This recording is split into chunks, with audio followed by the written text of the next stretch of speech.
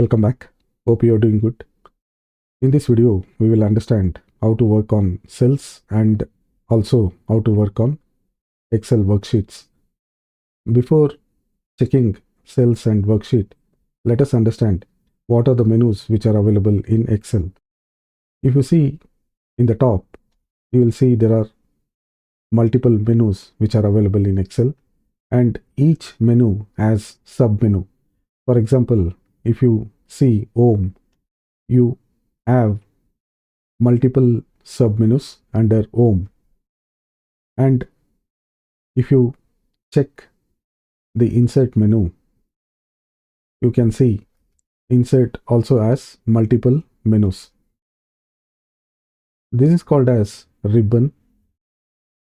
The one which you are seeing, this is called as the ribbon. And at the top, whatever you are seeing, this is called as the menu bar. Under each menu, you will either find simple buttons or toggle buttons or simple drop-down menus like this. Like this, you will find in each of the menus. Even if you click Draw, you will find simple menus like this. Page layout, you will have drop-down buttons like this. If I wanted to view the Excel in full screen, I can click in this drop-down section. Under this drop-down, I can select full screen mode to view the Excel in full screen mode. If I wanted to bring back the menu bar, then I have to click here, then select the drop-down button and choose Always Show the Ribbon to show the ribbon again. And you can see there's a quick access toolbar here. You can move this quick access toolbar under the ribbon by clicking the drop-down button here and selecting Show Below the Ribbon. If I click on Show Below the Ribbon, then the quick access toolbar will be shown here. If I hide this quick access toolbar, it will disappear from the menu bar itself. And if I wanted to bring back the quick access toolbar, again, I need to simply click on here and select Show Quick Access Toolbar. Select this drop down button and click on Show Quick Access Toolbar here, and you will see this quick access toolbar has come here. If I wanted to move the quick access toolbar again to the above the ribbon, then I will click this button and select to move the quick access toolbar above the ribbon so that it will go to its default position. Let us see what are the menus which are available. If you click on Home, you will see all these menus. Under Home, these are the menus which are available under Home, including you can use auto sum, sort and filter, find and select, conditional formatting. If you click on Insert, you can insert pivot table and tables, pictures and shapes. You can also bring 3D models. If you click on the Draw, and you can select any one of the drawing tools here, and you can write on top of the Excel here. I can draw using the mouse. If I wanted to delete whatever I have written, I can select this and I can use the delete key on the keyboard to delete. And since it is in the drawing mode, I have to click this mouse cursor to go back to the mouse option. Now I am into the selection mode using this mouse option. Clicking on the page layout menu, you will get options for the page orientation, and you can set the page margins, and also you can choose different sizes of the Excel sheet page. Under the formula menu, you have multiple options to calculate mathematical, logical and scientific calculations. Under the data, you have again multiple submenus to work on different kinds of data, like you can import and export data from XML HTML, and also you can import from different data source. You can also import from text as well. Under review, you have submenus for proofing, and you have also menus for comments, notes, and you can also protect these sheets. Clicking on view gives you multiple options for viewing your worksheet. If you click on normal, you will see the normal view of your worksheet. If you click on page break preview, you will be able to see the page break. And again, if I wanted to go back to the normal, I can click on normal. If you wanted to see how your page looks whenever you wanted to print your Excel sheet to a printer, you can use page layout, and also you can use custom views to select the view of your Excel sheet. Also, you can choose the options to enable or disable the formula bar. So whatever you are seeing, this portion, this is called as formula bar. You can either view or hide the formula bar by clicking here. And if you don't want to see the grid lines are basically the lines, whatever you see between the rows and columns. So when you enable or disable the grid lines, you will only see the white area and you don't see the lines for rows and columns. These are the grid lines which has the lines for rows and columns. And if you check or uncheck the heading, whatever column heading you see, this will be removed. And you can enable it to bring back your headings. You can click the zoom here to zoom the sheet to 100%. You can also use the slider to zoom your Excel sheet here. So you have an option to zoom here. And if I select developer, here there are multiple options which you can use to create your macros, to add your macros, and you can also define your own macros so that you can use those macros into your Excel sheet. So now I wanted to create a new workbook.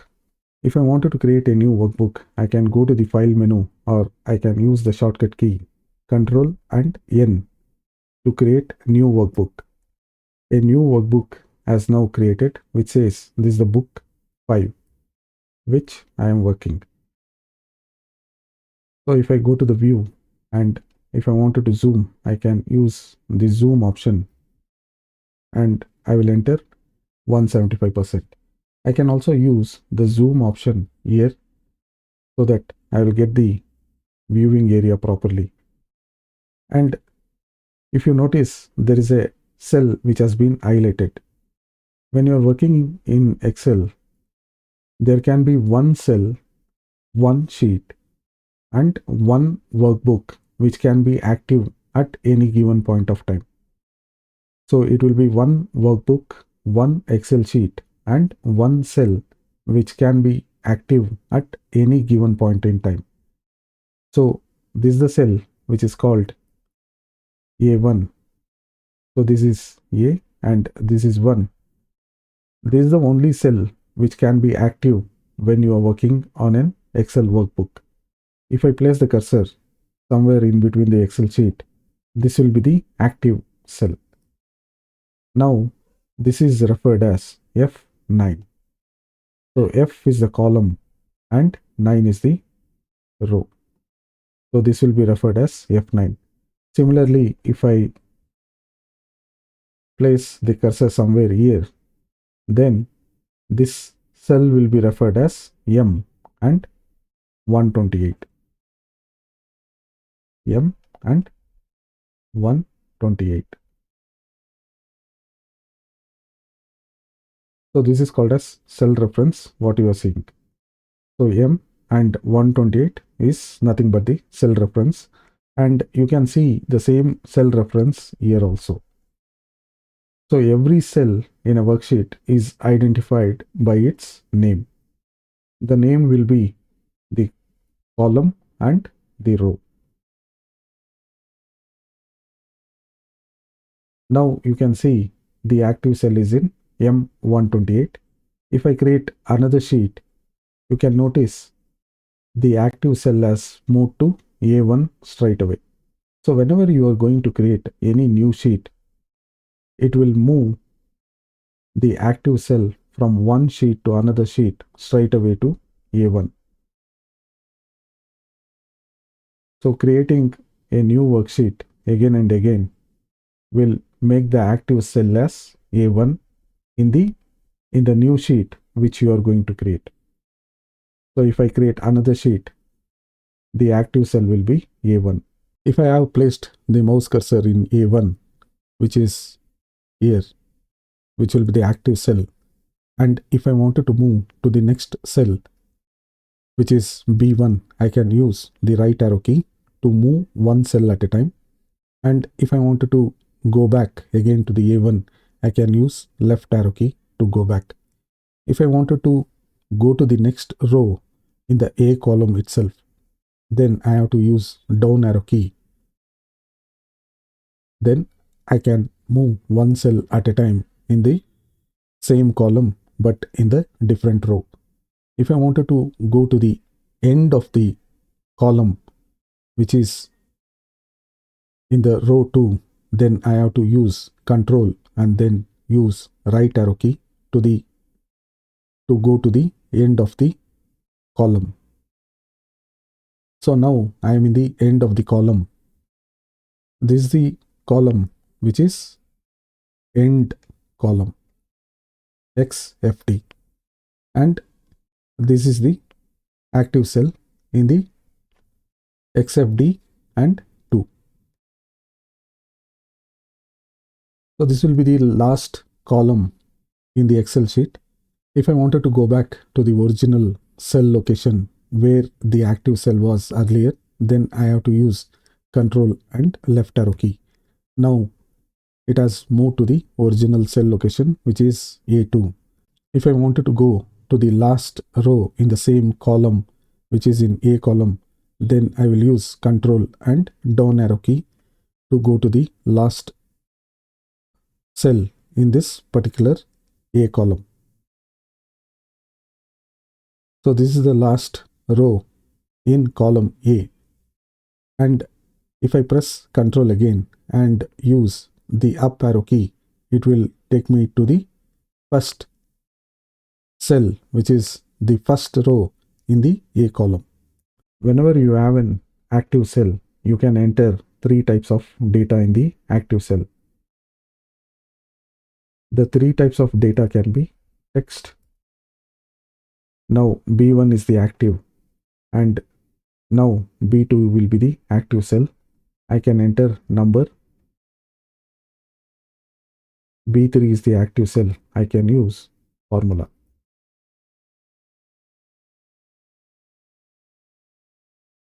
So these are the 3 data what you can enter in any active cell. It can be text, it will be numbers, or it will be formulas what you can enter in any given active cell, or in any cell you can enter only these 3 type of data. Before entering any of these data, you need to make that particular cell as active. I have copied some data into the new sheet, which is sheet number 5. And you can notice this is the text, this is the number, and if I wanted to use the formula, I can use the formula like this in any active cell.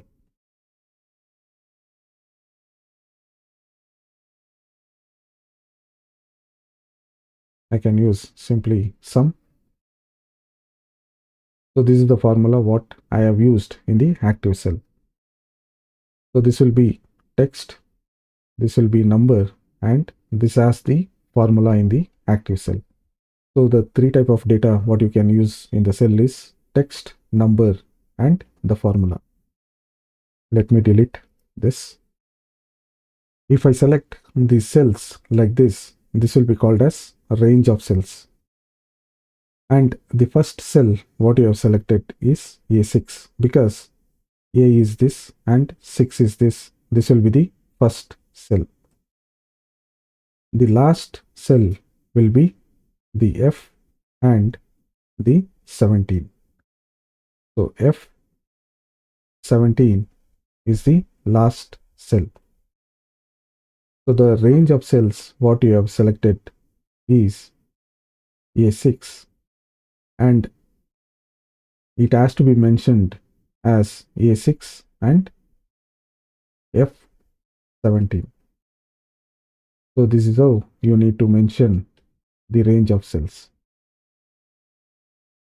If I wanted to use the name box to highlight the range of cells, I can use A6 and colon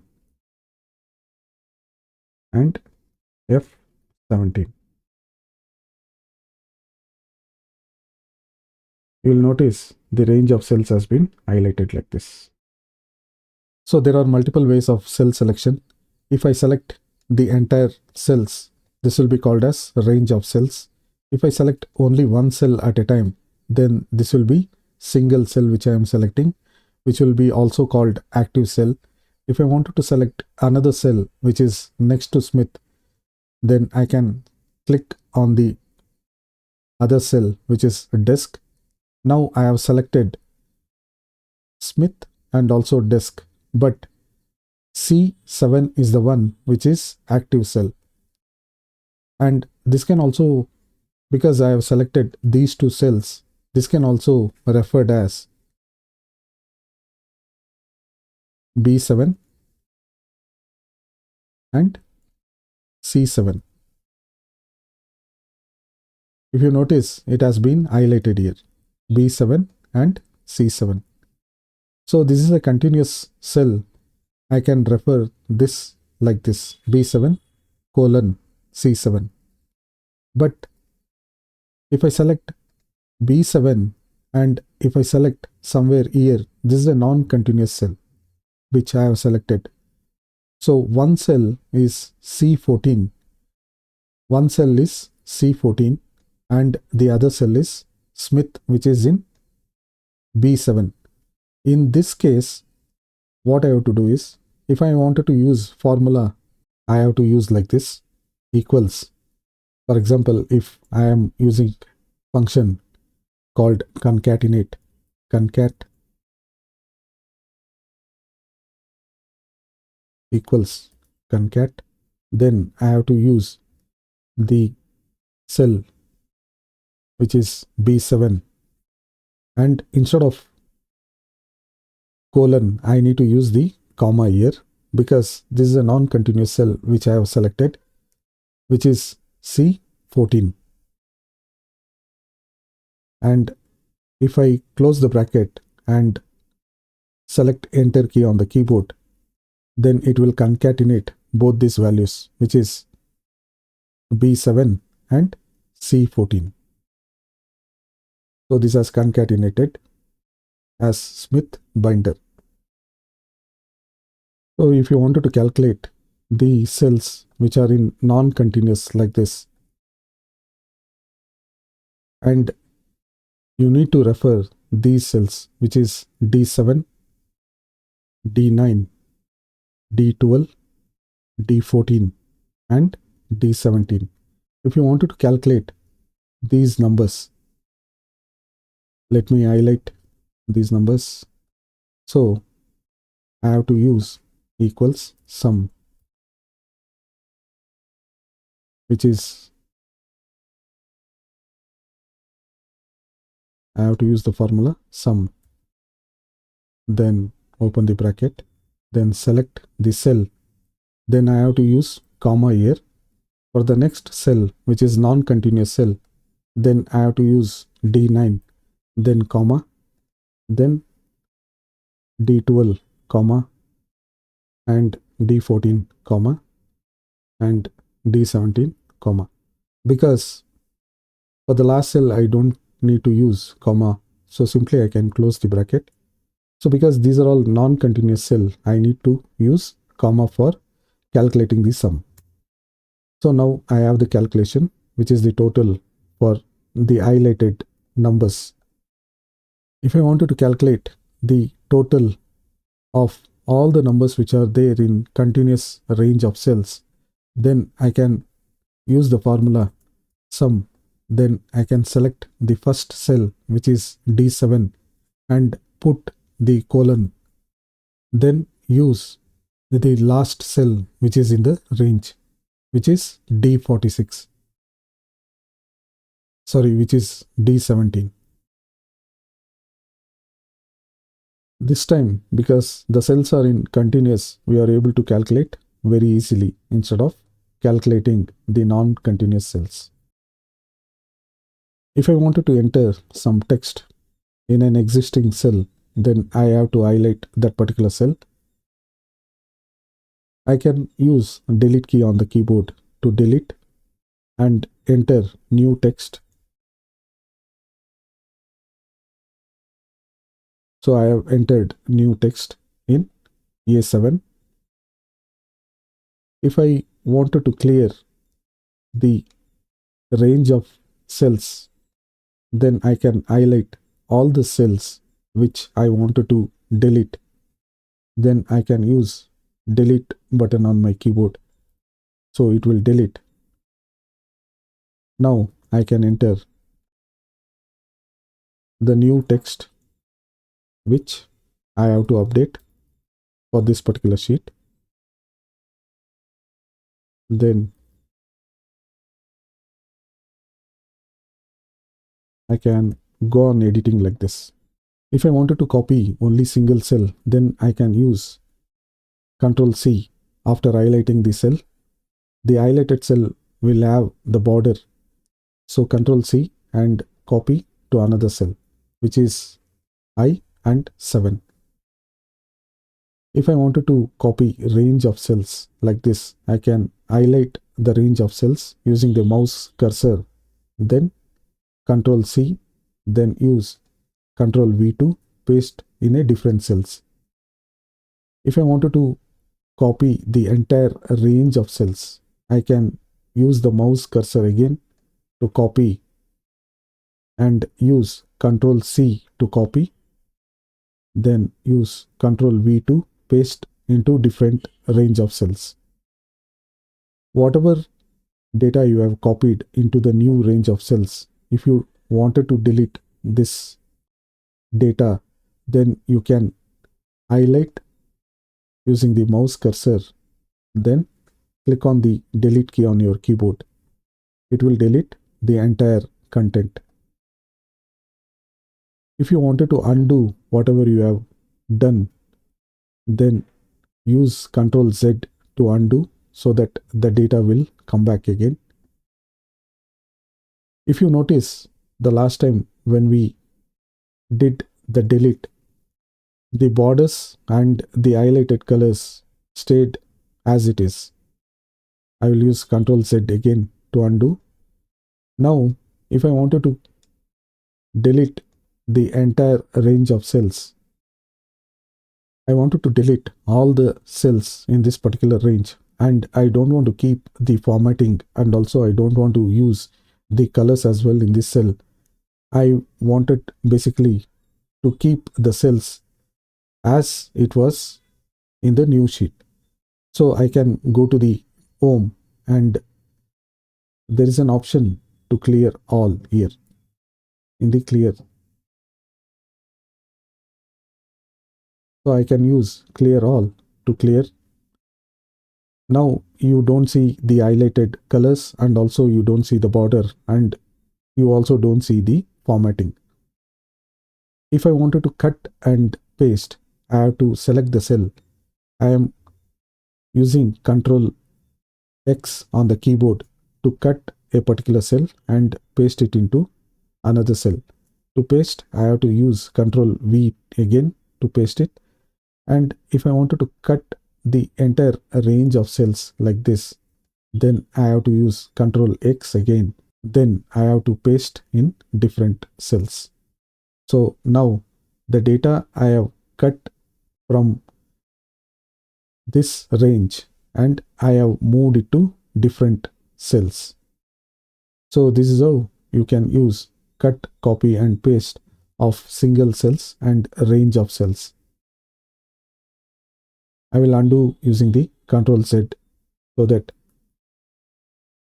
I have the data back in its original condition. It is the same operation what you have to do when you are using copy and paste onto the same worksheet or a different worksheet or onto a different workbook altogether. Say for example, if I wanted to copy the region from A6 and I wanted to paste into new sheet, I will use Ctrl C to copy and I can select any one of the sheet. I'll select sheet number 6, then Ctrl V to paste. If I wanted to copy the range of cells, then I can use Ctrl C after highlighting the range of cells and I will paste onto different sheet, which is sheet number 6. If I wanted to copy some more range of cells, then I have to highlight the range of cells using the mouse, then Ctrl C and paste onto a different sheet. Now I have pasted the entire data from sheet 5 to sheet 6. In case if I wanted to move the entire content from sheet 5 to sheet 6, I have to use Ctrl X and onto the new sheet, use Ctrl V to paste. So highlight the range of cells, use Ctrl X to cut and to paste onto a different sheet, use Ctrl V. Now the data has been moved from sheet 5 to sheet 6. So this is the way how you can do the operation on the cells, whether it is cut, copy or paste onto the same sheet or a different sheet or different workbook altogether. I will use Ctrl Z to undo the operation of cut, copy and paste. So I will undo all the operations. Then I will go to the sheet number 5. If you notice, this particular range of cells has some formatting, and also if you see, there is a dollar symbol and there are colors which has been highlighted, and some of the texts are in blue color and some of the texts are in bold. If I select the range of cells to copy and right click, you will get an option to copy, or you can use Ctrl C to copy. And if you wanted to paste onto a new sheet, right click again and you will see there are multiple options which are available for the paste. So if you wanted to paste the data as it is without any change, keeping the format and formulas as it is, you can use this paste option. And if you wanted to keep the formulas, the data which contains the formulas and the related text, it will keep the formulas and the related text without the formatting. If you choose formula and number formatting, it will keep only the formatting for the numbers and also it will keep the formulas. So now the formatting and the number format has been kept as it is without the formatting for the text, because you don't see the highlighted color which was in blue for the text.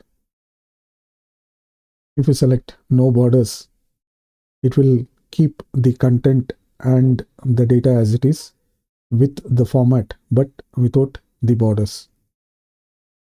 So it has kept the content with the formulas and with the formatting as it is without the borders.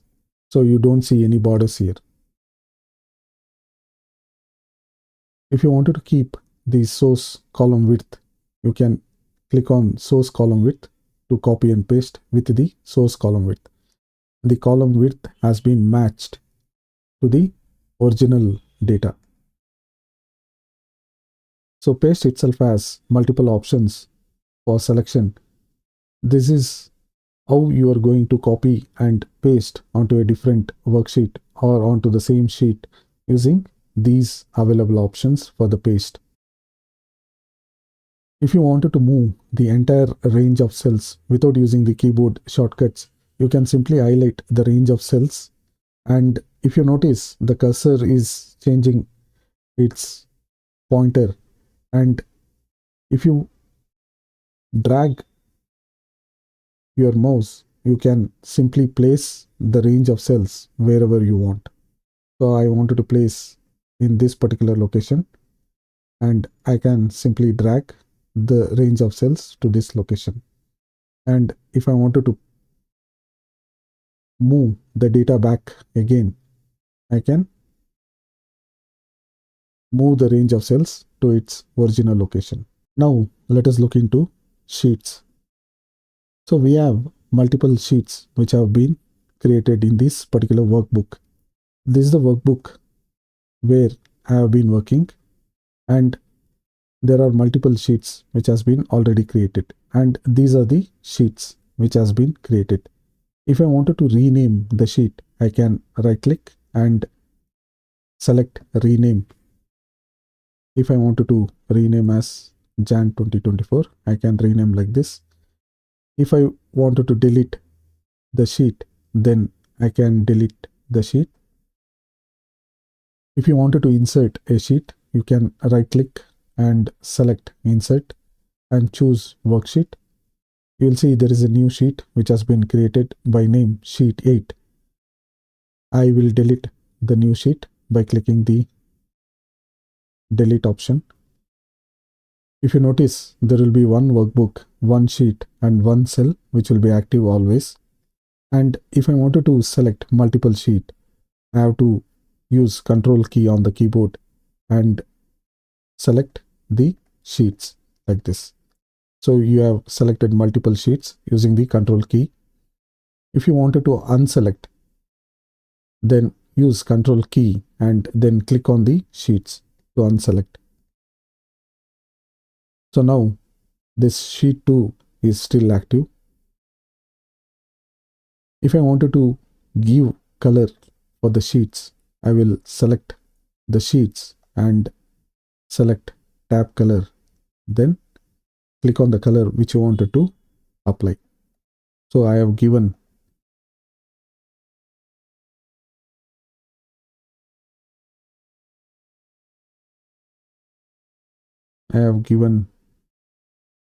let me give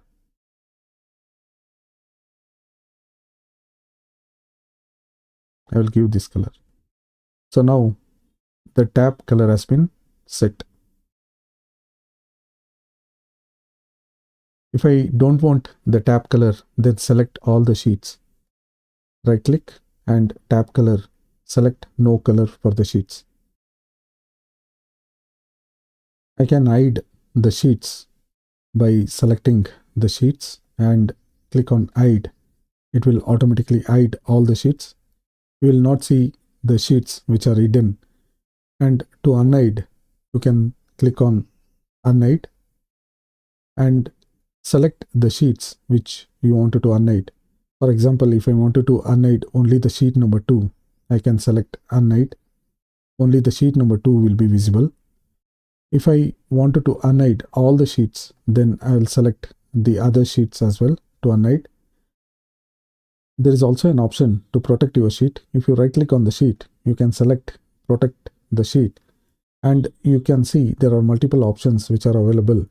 Based on the restrictions and based on the options whatever you have selected, users are restricted or unrestricted to use the sheet. You can move the sheets from one location to another location by simply clicking on the sheet and dragging the sheet to its desired location. Now the sheet has been moved. You can move this sheet also like this. And if you wanted to create multiple sheets, you have the plus icon here, and you can go on creating multiple sheets. So whenever you are working on multiple sheets in a workbook, and if you see these many sheets are there in the workbook, it is very easy to navigate between the sheets when you use this arrow button in your workbook.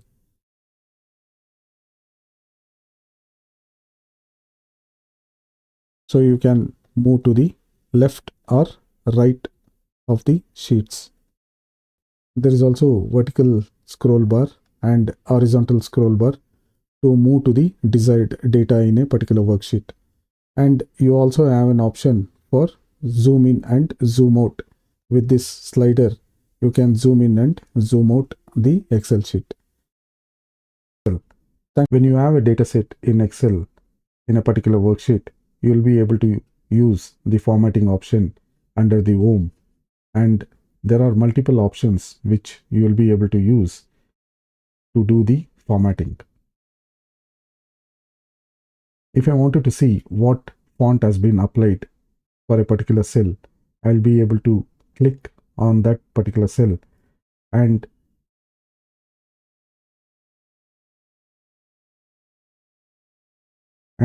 I'll be able to see what is the font and what is the font size which has been applied.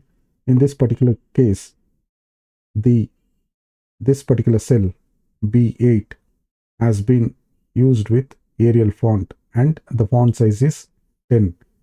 And also, if you notice, this range has different alignment and this also has different alignment. In order to make the alignment same as these cells, I wanted to change the alignment for these range of cells. So I'll click on the cell here to check what is the alignment which has been done, and I'll be able to see there is a middle alignment which has been done, and I will highlight all the cells to make these cells to apply with middle alignment. So I'll click on the middle alignment and I have aligned these cells with middle alignment. And also, if you see, these cells has been aligned with left alignment. So I need to use the left alignment as well for these range of cells. I will click on the left alignment to align the text as per the B8 cell. So now the entire range of cells looks similar with the formatting. If I wanted to increase or decrease the font size, or if I wanted to change the font, I can highlight the entire header, or I can click on one particular cell and select the font which I wanted to apply. So if I wanted to apply Arial black, I will apply this Arial black font, and if you notice, for this particular cell, the Arial black font has been applied. And if I wanted to increase the font size, I can select the drop down button and choose the font size which I wanted to apply. I will go with 12 and I will increase the width of the column. So now this particular cell A1 has been applied with Arial black with 12 font size. If I wanted to use the same font and the font size for the rest of the header, either I can highlight, because I know what is the font which has been used after clicking this cell A1. Now I know this is the font Arial black and the font size is 12. If I wanted to apply the same font and the font size for the rest of the cell, I can highlight the rest of the cells and select the font. I will choose the Arial black and I will also select the font size as 12. Now the header has been applied with the correct font and the font size. I will use Ctrl Z now to go back to the previous state. Now this font and this font is different. So this font and this font is completely different. This font. So in order to make these font similar to this A1, I have to use something called as Format Painter. I have to select this particular cell and select the format painter and highlight the rest of the cells in the header to apply the same formatting as of A1. So now the same formatting has been applied without going and changing the font and the font size. I have applied to the entire header. Apart from the header, even if I wanted to apply formatting for the rest of the cells, I can select and highlight the range of the cells, and I can choose the format option. To choose the font, whichever I wanted, I will choose Calibri and I will use font size as 11, or I will keep it to 10. So you can select whichever font size you wanted to use. So I'll use it as 10 itself. I will keep it to 10.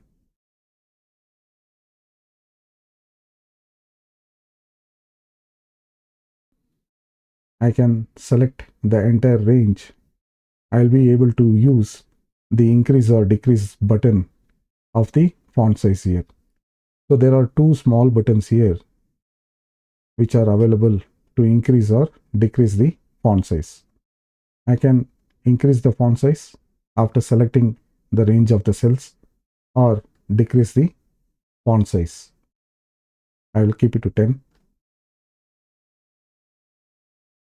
If I wanted to add the border for the entire range of cells, I have to select the range of cells and choose the border which I wanted to use. There are multiple options available for the border selection. You can choose any one of the border and you can apply. I will use all borders, and the border has been applied for the range of cells here.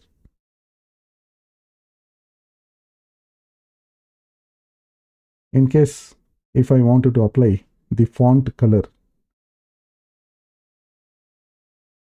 I can highlight the text and I can use the colors for the font. This is for the font what you have to apply.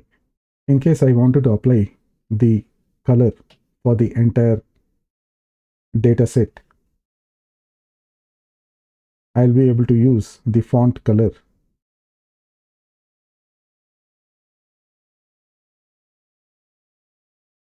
Like this, and I'll be able to apply the font color.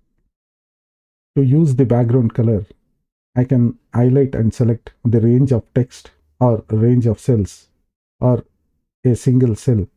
I can also select the background color which I wanted to use.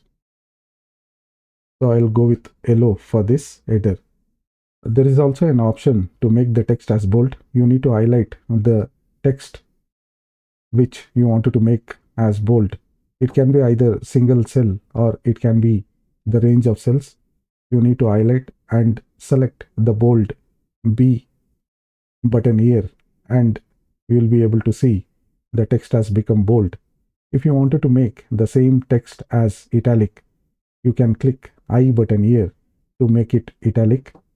And if you wanted to use the underline for the text, then you can click on the U button and it will make the text with single underline.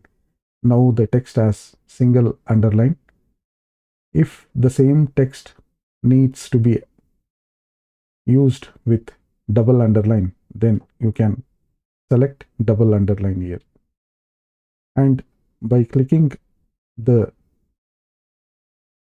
U button again, it will remove the underline. By clicking the I button again, you are going to disable the italic, and if you click B button again, you are going to disable the bold. There is also a shortcut key to make the text as bold, italic, and underline. For that, you need to select the range of cells, Control and B to make the text as bold, Control I to make the text as italic, Control U to use the underline for the text, and if you click Control U again, you are going to remove the underline, and if you use Control and I again, you are going to remove the italic, and by clicking the Control and B button again on your keyboard, you will remove the bold for the text. There is also an option to align your text. You can use these alignment option to make your data consistent. If I wanted to make the entire range of cells to be aligned in a proper way, then I can select the entire range of cells. To make it consistent, I can keep one alignment, like I will align the entire range of cells as left aligned, and I will choose middle align for the text, so that the text in between the cell will be in the middle position. And if you notice, the entire cells what we have selected, it has been aligned with the left alignment. There is also an option to merge the cells and make it center. For example, if I wanted to use the merge and center, I can select the range of cells, and if I click merge and center, the 3 cells which I have selected, it will become as one cell. So it is going to remove the entire content in this particular cell because I am going to merge. So I'll click on OK, and it has kept one particular text. And if you notice, this particular cell after merge, it has been referred to B2. So I'll use Ctrl Z to undo the operation what I did. For example, if I wanted to merge the cells, I will give you another example. Like I will select the entire range of cells. I will use the merge option, merge and center option here, and I will enter some data here. Something went wrong. Okay, I will enter the text here. Financial data for the year 2014 2015, and I will give the color. I will select the font. I will select some font. Okay, I will select this font and choose the color for the background. If you wanted to use more color, then you can select more color here. Then you can select, I'll select the background. I will select the background color for this particular text. I'll choose this, and for the font, I will be selecting a different color. If you notice, there is a dollar symbol here in some of the numbers, and there are no dollar symbols for some of the numbers. If you wanted to see what kind of number formatting has been done for the text and numbers, you can click on any one of the cell. If you see here, this is the general formatting which has been used for the text, and for the numbers, you will be able to see the same general formatting has been used. For this number, there is a special formatting which has been applied, which is accounting format. If I remove the accounting format, I will right click format cells, or I can use, I'll put the general format. After removing the accounting formatting, if you notice, this number and this number has become the same, and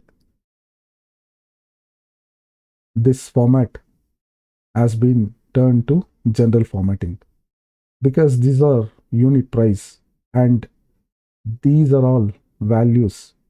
So I need to keep the accounting format as it is. I will highlight the entire range of cells. I will select the accounting format. Apart from these options, what you see for the formatting, you will also have drop down button. If you click on this drop down button, you will get more formatting options: numbers, alignment, font, border, fill, and protection of the sheets. Even if you right click on the cell, you will be able to see the same options for formatting the cells. So in this way, you will be able to use the formatting option in the Excel sheet. Good. Thank you. Let us see how Microsoft Excel will use the arithmetic expression whenever you have given some data. This is the data which I have given as a sample, and I will copy this same data here. And let us see how Microsoft Excel will use this data to calculate. The first step, what Excel uses is to remove this particular bracket.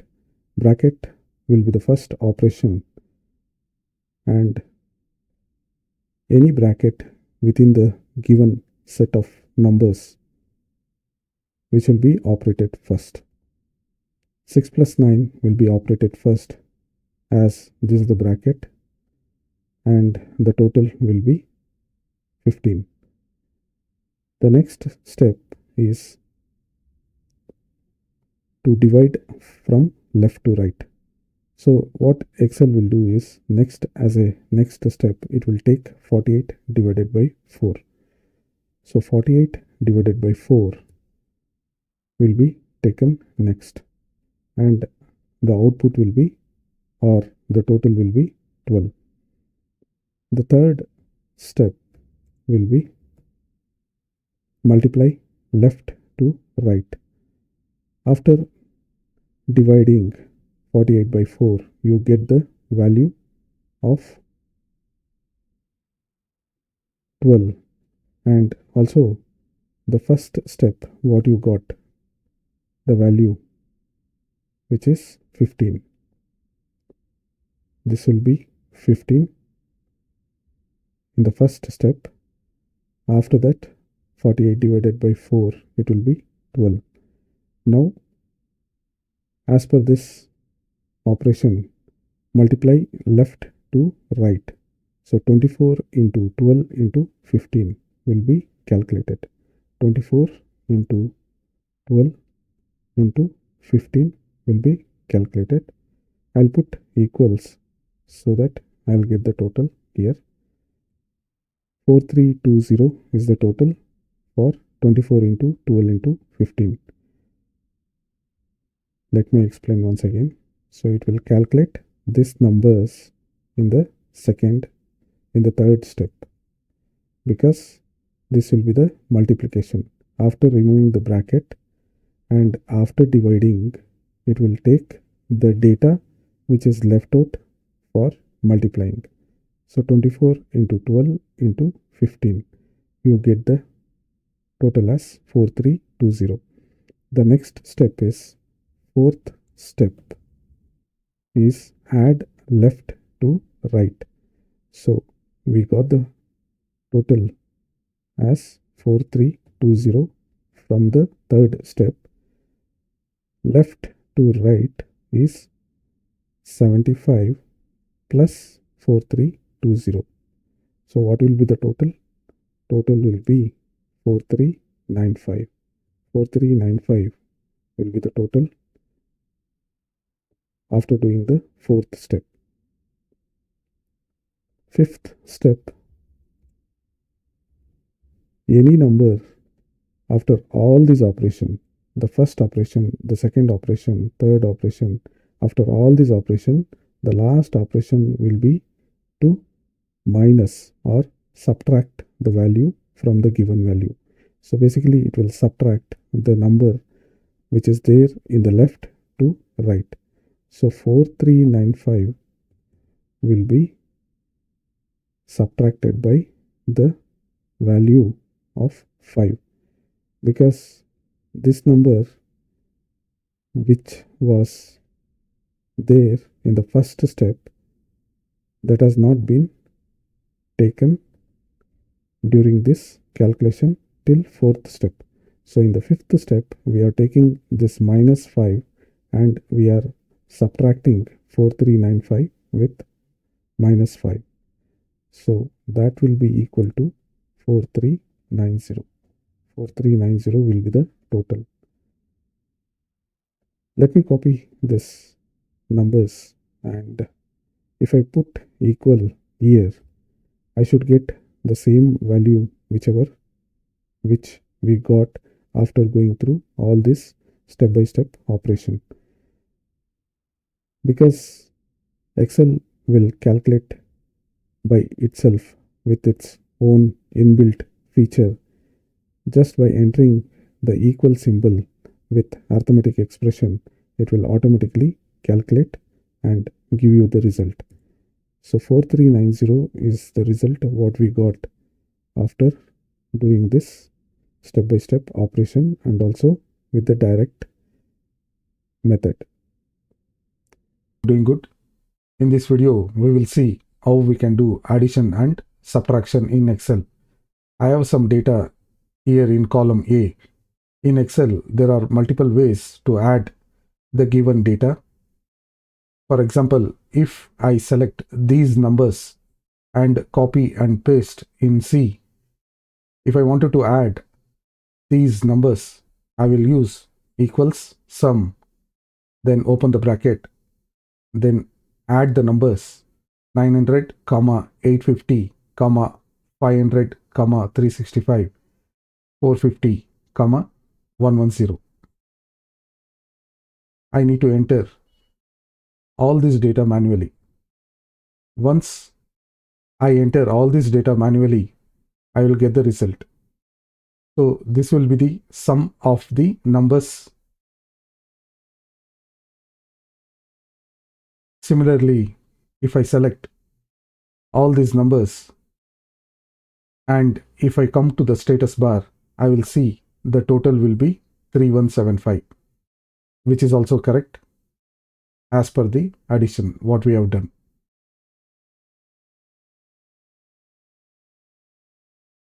The numbers which I will be using is from column A and row number 1 to 13, and in horizontal I will be using the numbers from row 19 and column A to H.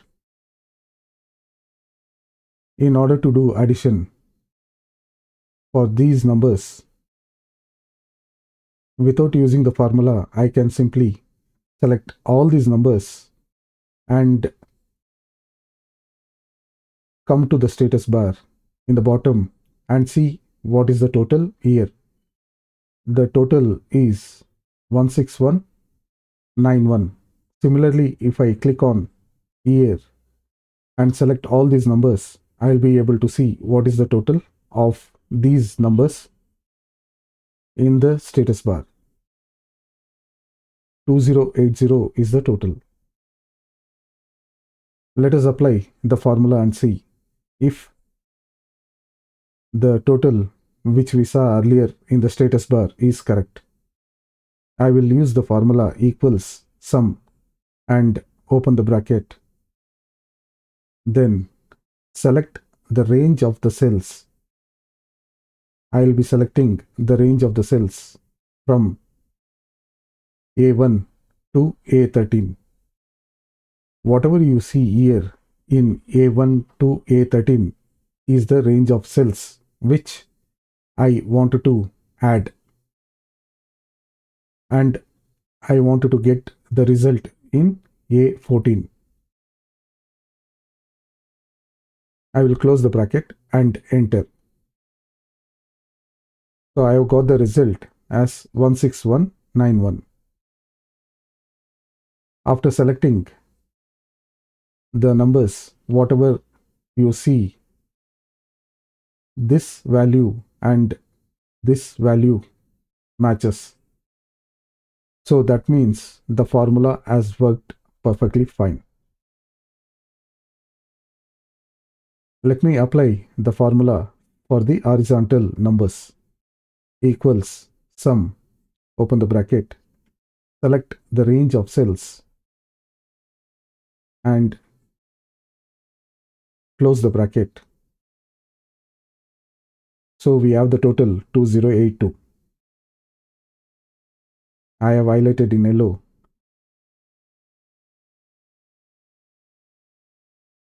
This is the same what we get in the status bar.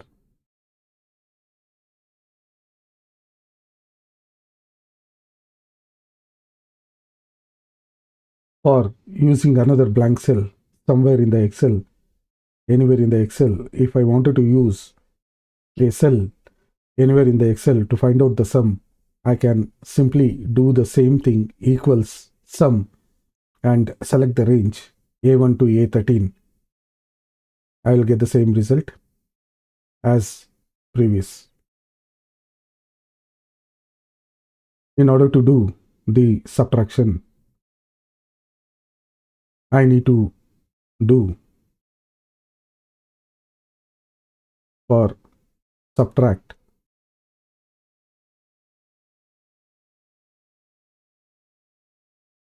I need to use the formula.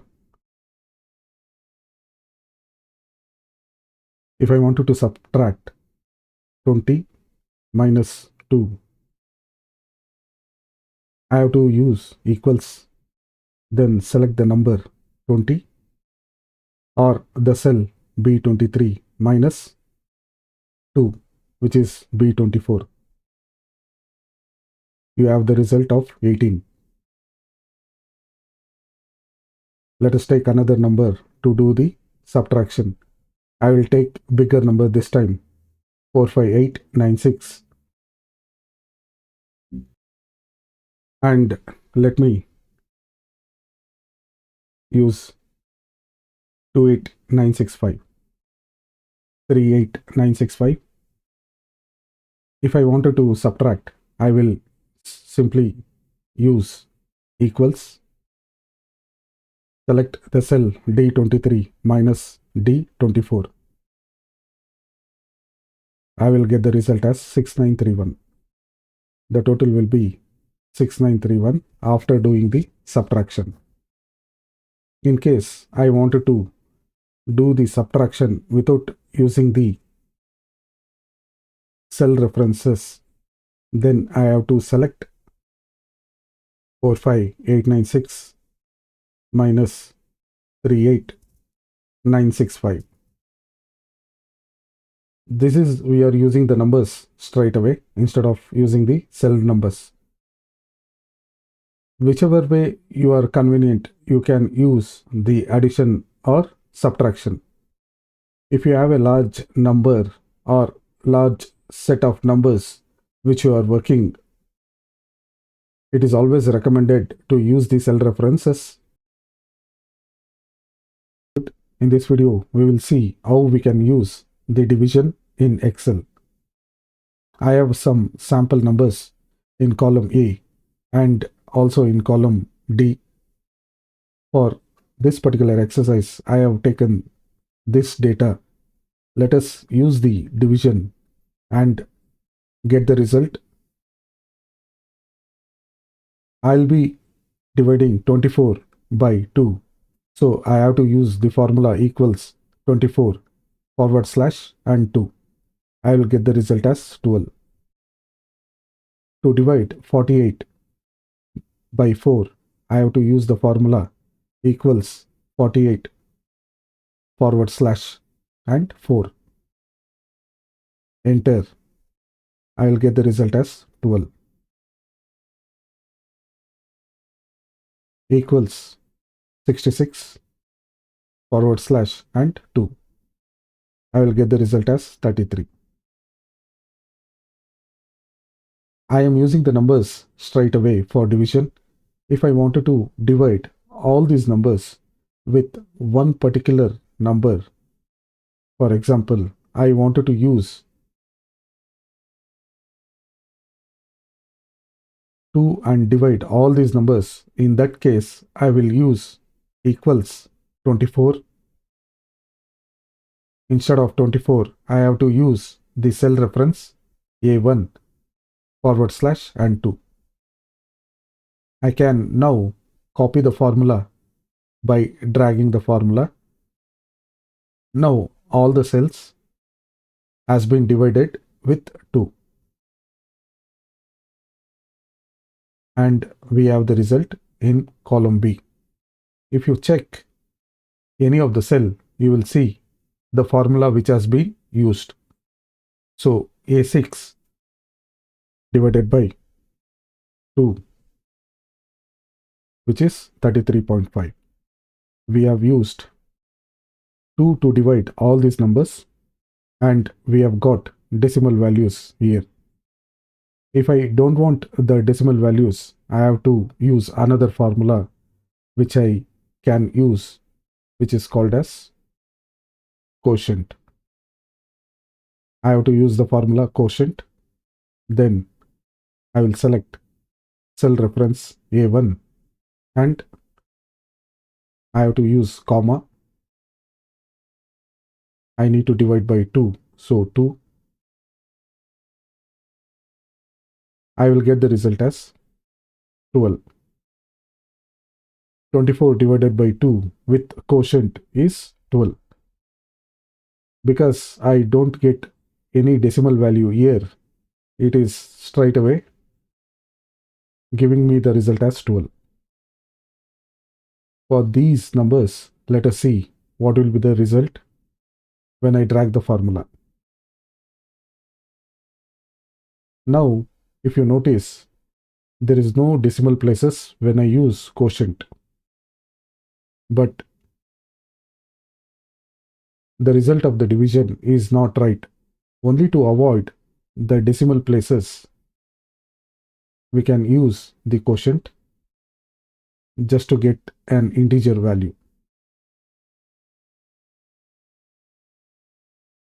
So this is how you can use division or quotient to do the division. Let us take another example. I have data in D column, and if I wanted to divide again by 4, I will use the formula equals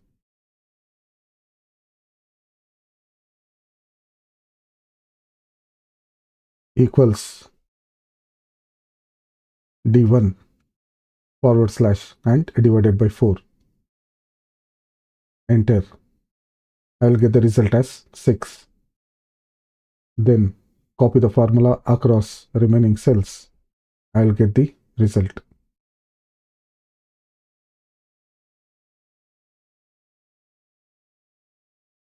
Let us do one exercise. There are 7 classes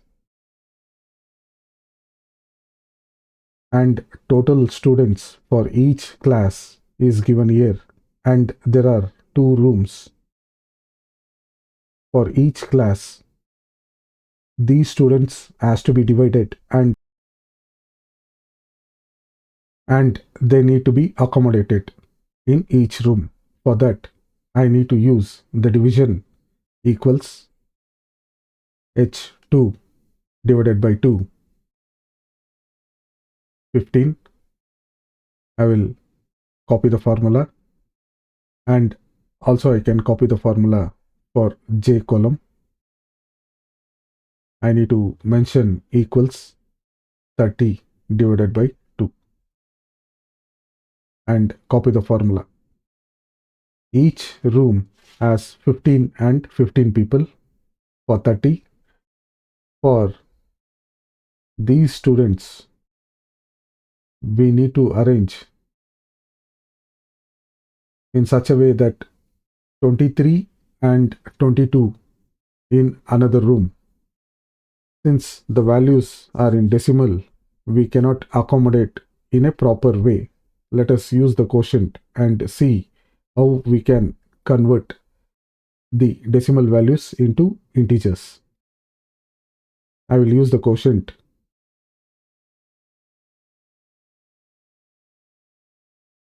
Then select H2, comma, and divided by 2. Since we have 2 rooms, we are dividing by 2. Apply the formula across all the cells. We have the integer numbers now. Let us use the formula for room number 2 equals quotient, open the bracket, and students, comma, divided by 2. Then close the bracket. I will get the result as 15. Drag the formula to copy. And now I have the results for room number 1 and room number 2 in integer. If I have students 35, I need to accommodate the student in such a way that in room number 1, 18 students will be accommodated, and room number 2, we have 17 students. For room number 27, we can accommodate 14 and 13.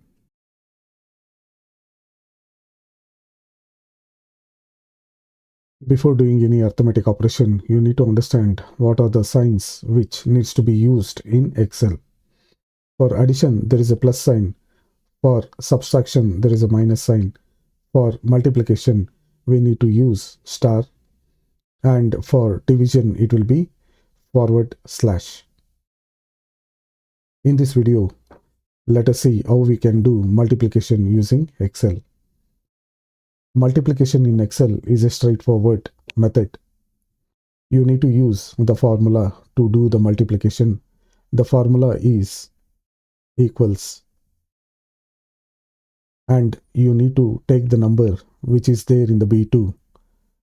B2 is the value of 46.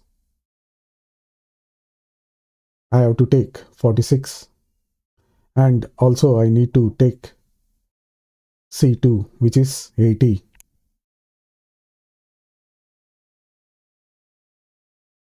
For multiplication, I need to use the symbol star, and I need to enter the other number, which is 80, for the total.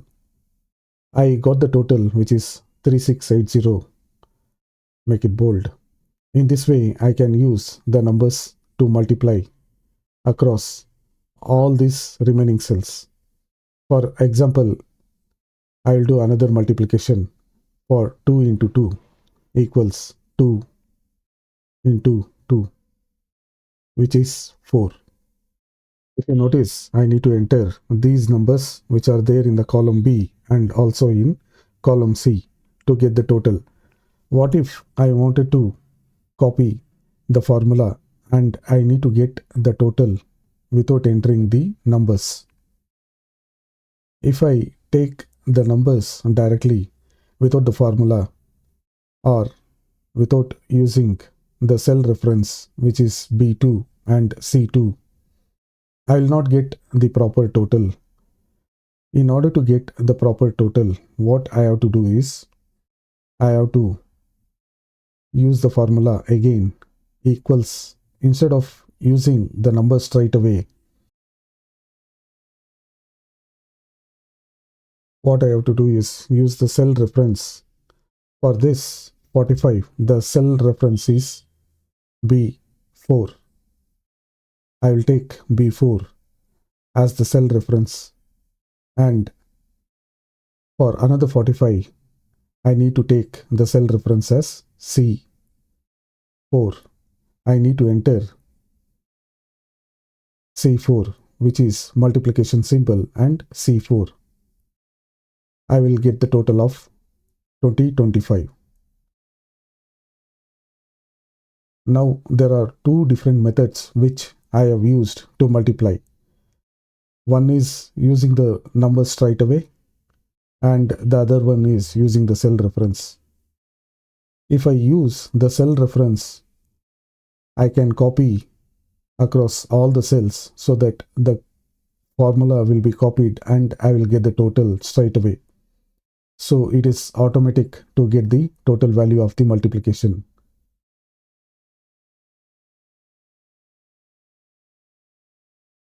Another example and see how we can do the multiplication in vertical fashion. Let me take another example. I'll take 100, 67, 78. We did multiplication in horizontal fashion and we have got the total. But what if I wanted to do the multiplication in a vertical numbers? What I have to do is, again, I need to use the same formula which is taking the cell reference or entering the number directly. 100 into 67 into 78. So I'll get the total. So this is the total of multiplying 100 into 67 into 78. Or we can also use the cell reference equals, the cell reference for 100 is C12 into 67, its cell reference is C13, and star, and take the cell reference of 78, which is star C14. So we got the total for 100, 67 and 78. So we got the total using both the methods. We got the total which is same. Now after doing this multiplication example, let us also do the tables. Let us take an example and see how we will be able to create a table for 12. What I have to do is I need to enter the number for 12 and multiply by. So I have to take the count as 10. So now the count is 10. You can also see where I am checking the count. I am checking in the bottom. So I have taken the count, and also if I wanted to fill the series, I have to click on this button and click fill series. So it will fill the series automatically. Let me copy and let me cut and paste and enter 12. 12, I don't want to fill the series. It will remain static. In all the 10 cells, 12 will remain as it is. I will enter total for this table. Again, I have to use the same formula equals 12 J3 into K3. I am using the cell reference. So 12 into 1 equals to 12. If I wanted to get the desired result for all the other tables, I have to drag the formula across the remaining cells so that the formula will be copied. I have copied the formula across all the remaining cells. Now you can see the result has been automatically generated.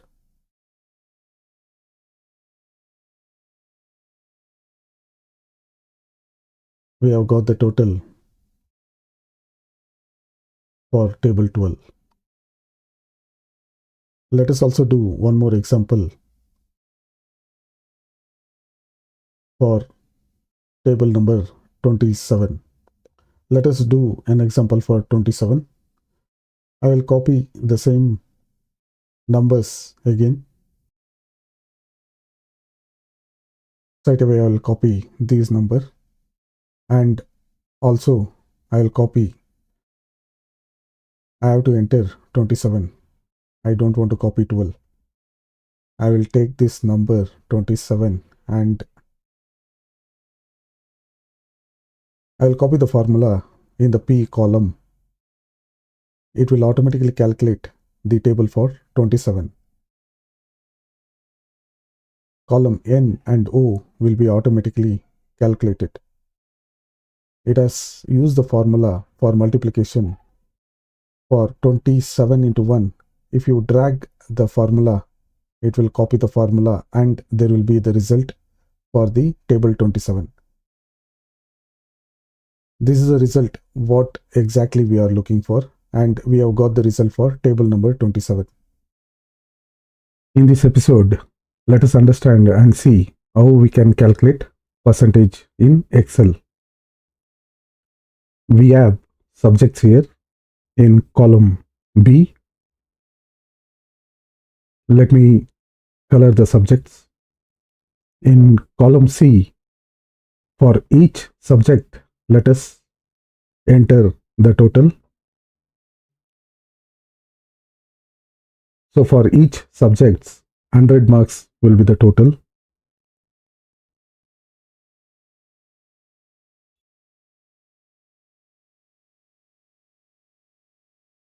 And student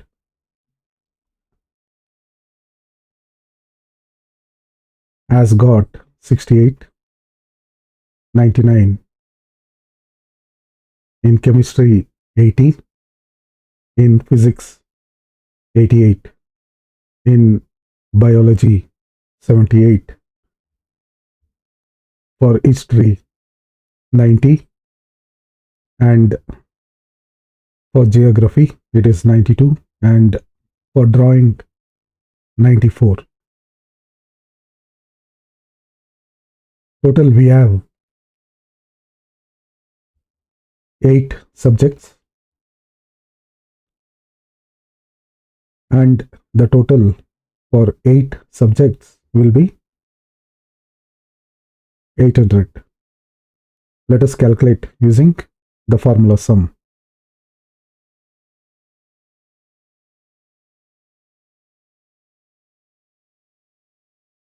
Let me color the total.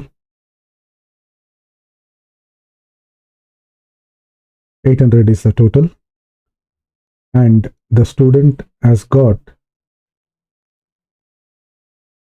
the total sum of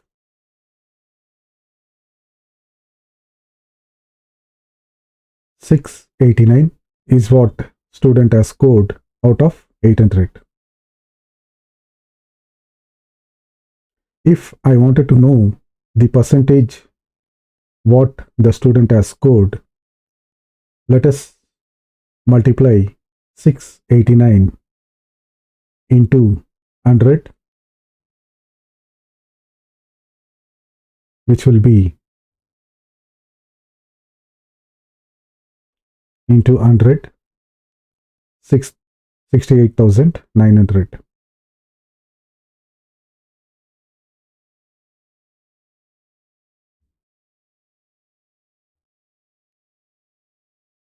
Once you multiply 689 into 100, then you have to divide the total of 68,900 divided by 800, which is the total marks for the subjects.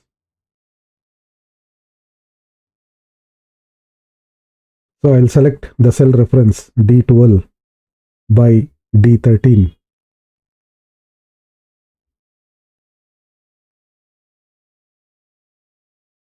The percentage of the student who has scored 689 for 800 marks, it will be 86.125%. This is one way of calculating the percentage, or else you can take the value straight away. 689 into 8, 689 into 100, close with the bracket, and divided by 800. What it will do is, first it will multiply 689 into 100, which will give 68,900. Then it will divide by 800. The total what you see, 86.125, It will be same for this also. In this way, we can calculate the percentage in both the methods. Let's calculate percentage. Once again, I will enter percentage. We know the total now, which is 800 for all the subjects.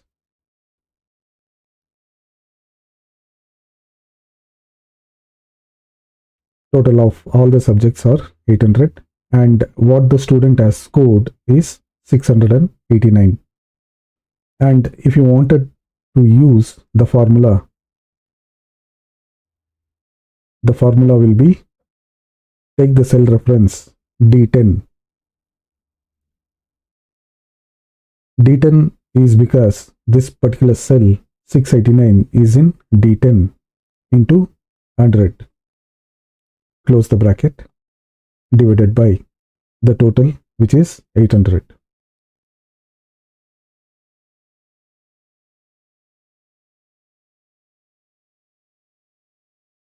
Now, this is the percentage what you have got, which is 86.125. Let us take another example for student 1. Let me enter marks for student 1. For English 60, Maths 56, Chemistry 87, Physics 54, Biology 35. Biology is the weakest, and History 54, Geography 80, Drawing excellent, which is 88. If I wanted to do the total for student 1, simply drag the formula from D10 to E10. Now we have got the total 514. Let us see what is the percentage of student 1. We can copy the formula. Student 1 has scored 64.25%.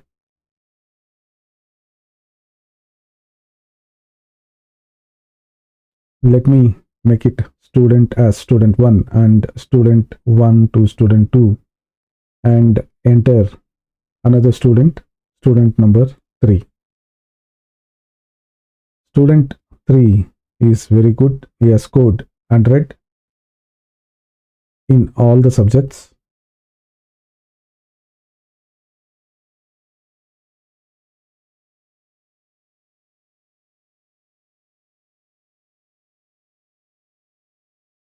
Total the marks for the student 3 using formula sum, and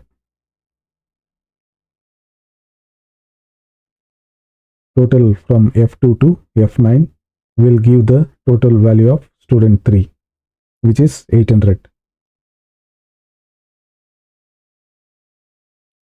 800 is the total marks what student 3 has got.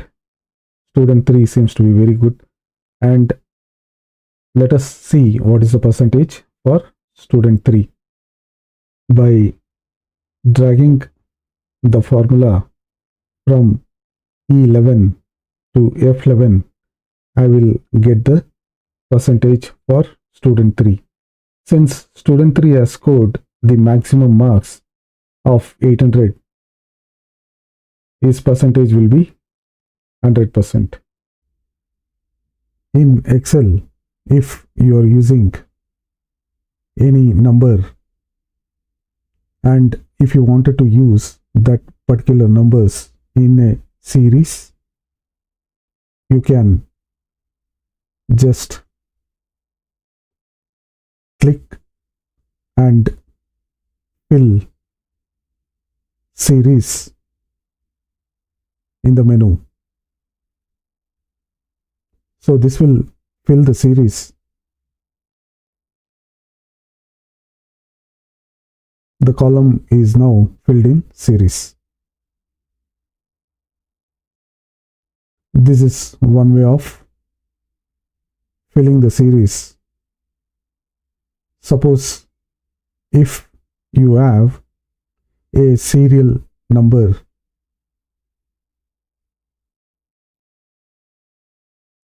and you wanted to fill the serial numbers in series, which is in ascending order, you can simply drag the cursor and select fill series. It will fill the numbers in series. So you don't want to enter 1, 2, 3 manually.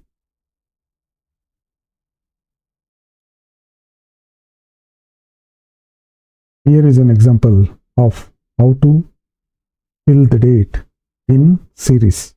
For example, if you have a date 01/01/2023, if you don't like this format, you can change the format of the date. Right click and click on Format Cell. Select the date and choose whichever format you like. For example, I like this format, which will be year, month, and day.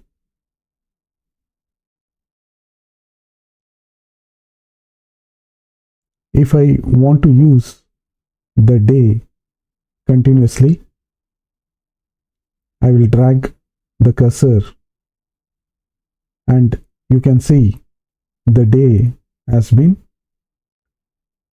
filled continuously. 1, 2, 3, 4, 5 of Jan 2023. If you don't like this kind of format, if you want to use some other type of format like 01/02/2023, this is another format. Go to the format cells, select the format whichever you want.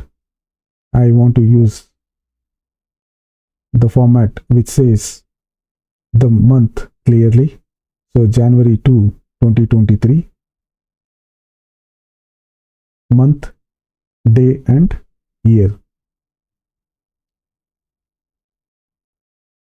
If I want to use this particular day in a continuous fashion, drag the cursor to copy the formula and you will see the days are in sequence. It has populated the days in a sequential manner.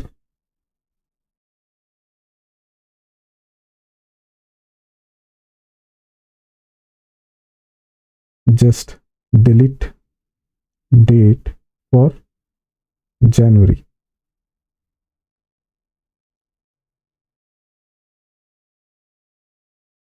Let us do one more example. If I have, let us do one more demo. If I have to pay bills month on month,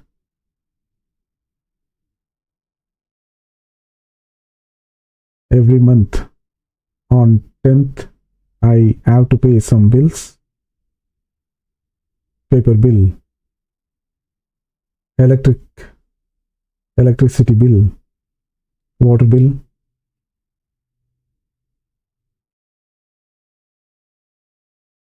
and rental bill, and internet bills,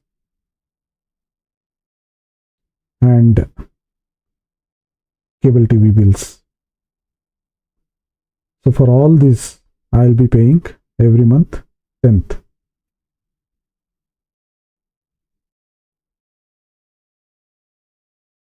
(10/01/2023). I will enter some amount for paper, for electricity 600, for water bill 900, for rent 20,000, for internet 1000, for cable TV it is 1000. If I drag the formula, or if I drag the month and try to fill in series, if you notice, it is not in a proper format. The days are in sequence. I wanted every month of 10th to be populated. The date, what you are seeing is, it is the same month, which is 1st, 2nd, 3rd, 4th, 5th has been populated. The date, what you are seeing is October 1st, 2023. And I wanted to change the format. Let me change the format.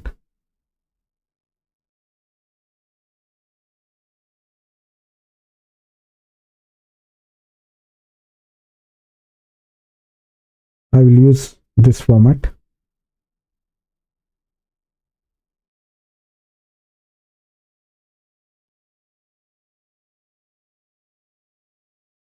Since I pay bills every month of 10th, I will drag the cursor and see there is an option to fill months.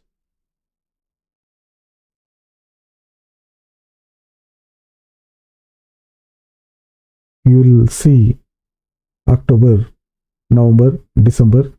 The months are in sequence, and every month 10th it has populated.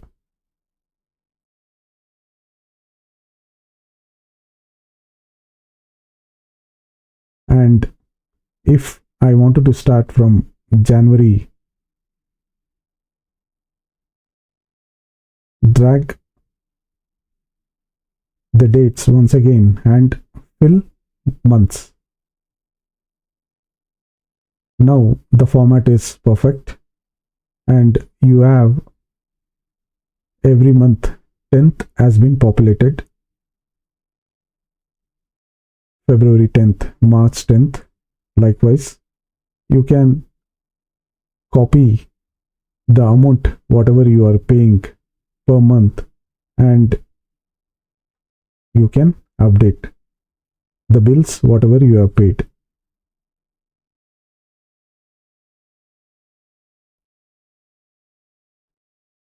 We will see how to use exponent in Excel. In column A, I will fill series. I have entered 1 and filling the number till 20, which is 1 to 20 in column A. And in column B, I wanted to do exponent of 2.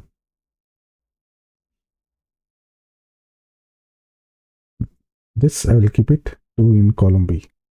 I will also insert a row.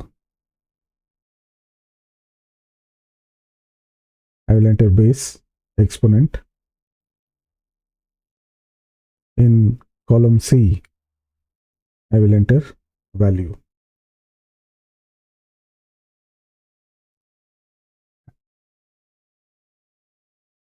Color the heading.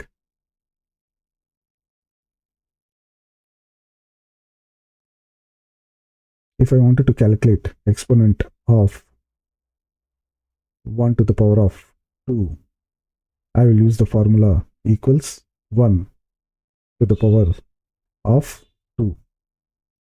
The symbol what you have seen, it will be there on your keyboard above number 6.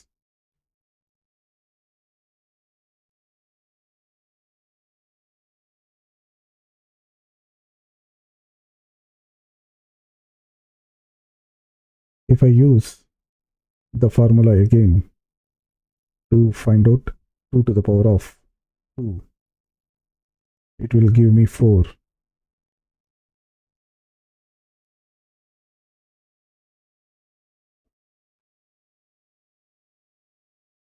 Since I don't want to use the number straight away, and I will use the cell reference so that I'll be able to copy the formula across the remaining cells.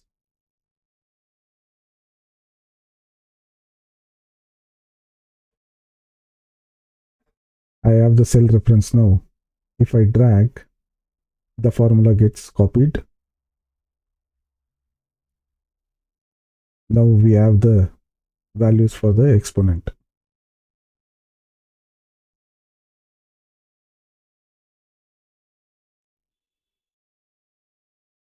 You saw how we got the exponent value using the formula. Now we will see value from function.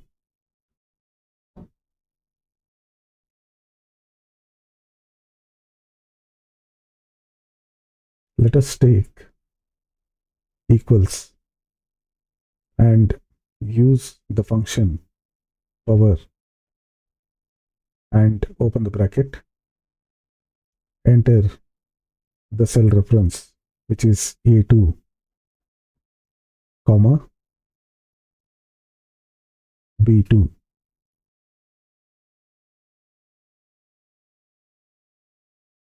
We have the value, but this time we are using the function which is called as power.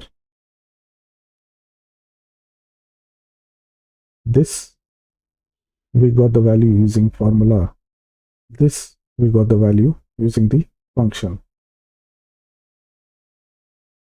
The function what we used was power to calculate the exponent. So let us now try with another example using power of 3. Let us keep the base value as same. Copy the base value in H column and exponent of 3. Copy exponent 3. Let us also copy the value and value of function. I will use the formula in J2. H2 to the power of 3. H2 is 1 and J2 is 3. So I got the value H2 to the power of 3 is 1. 1 to the power of 3 is also 1. I will copy the formula in J21. You can copy the formula in any of the cell. You will get the value. Or you can simply drag the formula across all the cells to get the value. And if you wanted to do using the function, we will use the function now. After using the formula, let us find out using the function.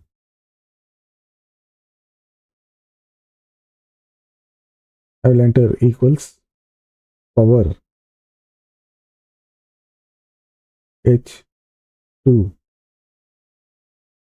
comma, and the exponent of 3, which is I2. Close the bracket. I'll copy the formula across any of the cell to get the desired result. You can copy similar way in any of the cell to get the result. And to copy to all the remaining cells, simply drag the formula so that it copies the formula across all the cells.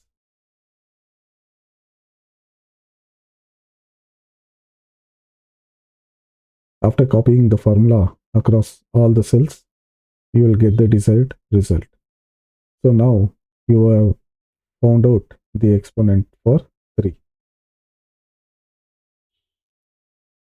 If you wanted to see what is the formula used, just highlight the entire range click on formulas and show formula. It will show the formula what has been used for the selected range of cells. Excel. There are 4 logical functions in Excel, which is AND, OR, XOR, and NOT. AND is a function which can be used on single condition or multiple conditions. Get a desired output. If all the conditions are met, it will give the result as true. If conditions are not met, it will give the result as false.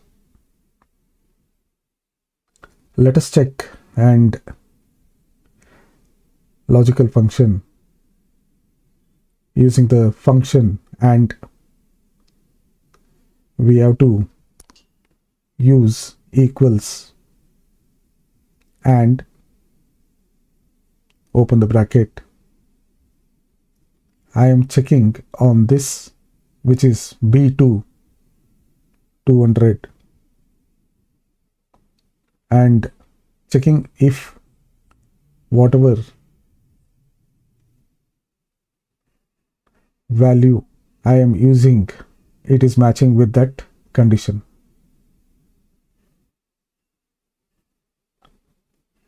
Open the bracket. The cell number B2, I will also give my desired input, which is less than 100. In this example, I am asking AND function to check if B2 is less than 100 or not.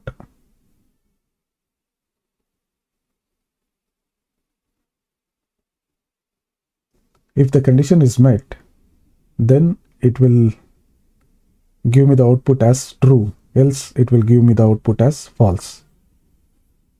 Because B2 is not less than 100, so it will give the result as false.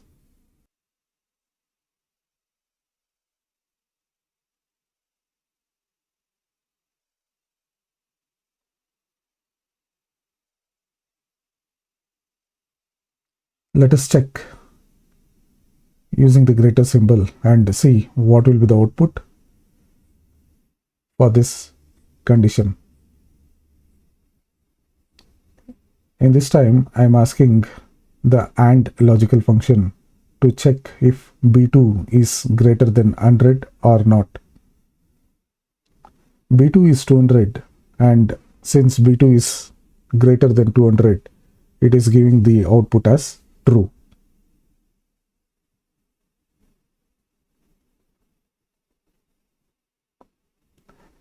Similar way, I can check on multiple conditions.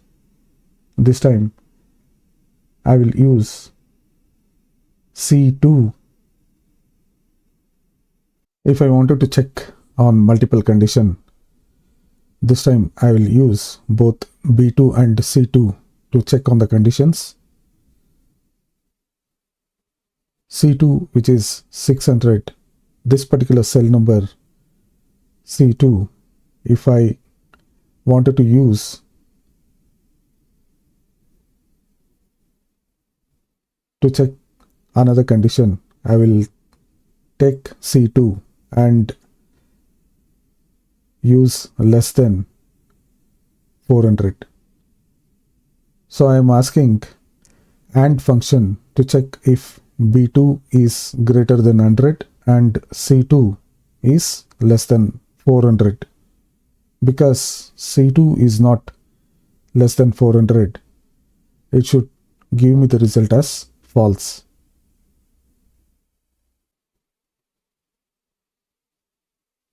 So in AND function, both the condition has to be met to get the result as true. B2 is greater than 100 and C2 is less than 400. The condition is not met, so it is false. Let us input another value, which is 700 for C2, and ask and to check if B2 is greater than 100 and C2 is less than 700. Because C2, the actual value is 600 and we are checking for C2 if it is less than 700. Because the condition is met, then the result will be true. Now, both the condition for B2 and C2 is met, hence we get the result as true.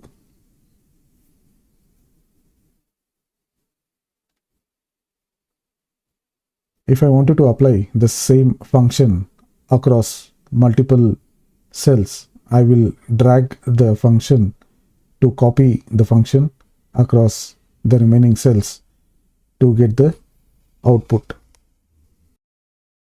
In this sample exercise, we will be using if and logical condition to find out who are all the representative who have sold some of the items which are more than $25. If they have sold $25 or more, they will get the bonus. So any representative who has sold either $25 or more than $25, they will get the bonus. That is what we are going to calculate. So let us apply the formula equals if and open the bracket and, which is logical function, open the bracket, select the condition on which you want to apply the logical function. D29 is the cell, is greater than or equal to $25, then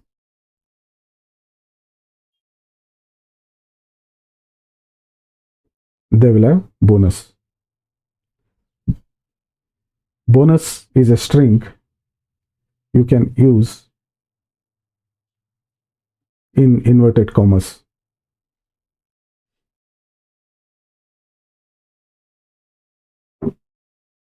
And also enter another string with inverted comma, no bonus, and close the bracket.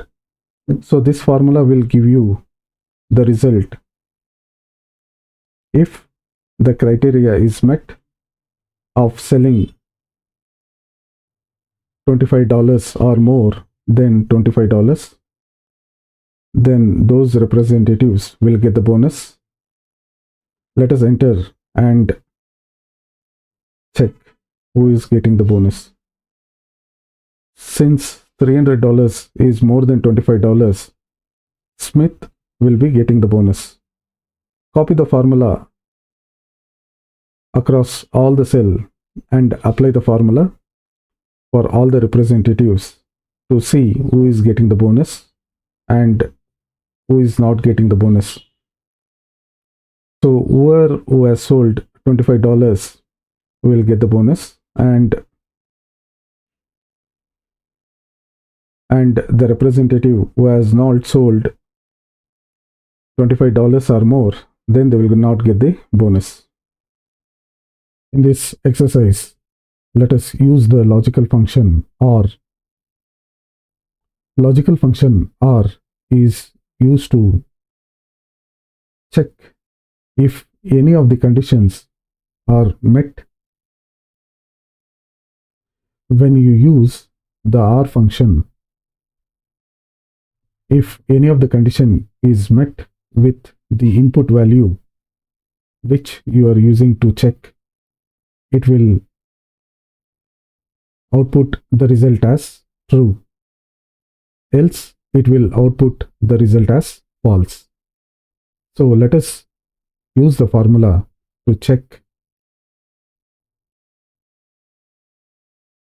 if the condition will be true or false. Equals or, open the bracket, and select the cell on which I wanted to apply this formula, C29. I have to check if it is greater than or equal to 4. Also, I am selecting another condition, which is cell number D29.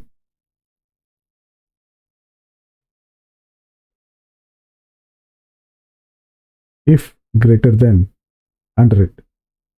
So I am selecting two cells, one to check if the value is greater than 4 or not, and the another cell D29 if the value is greater than 100 or not. The difference between AND logical function and OR logical function is, in AND, both the condition has to be met to get the result of true. In OR, either any one of the condition has to be met to get the result of true. So let me enter. It is saying true because one of the condition has met. C29 is not greater than or equal to 4. In C29, you have the value of 2, but my condition was to get either greater than or equal to 4, which is not meeting. But in D29, the value of D29 is 300.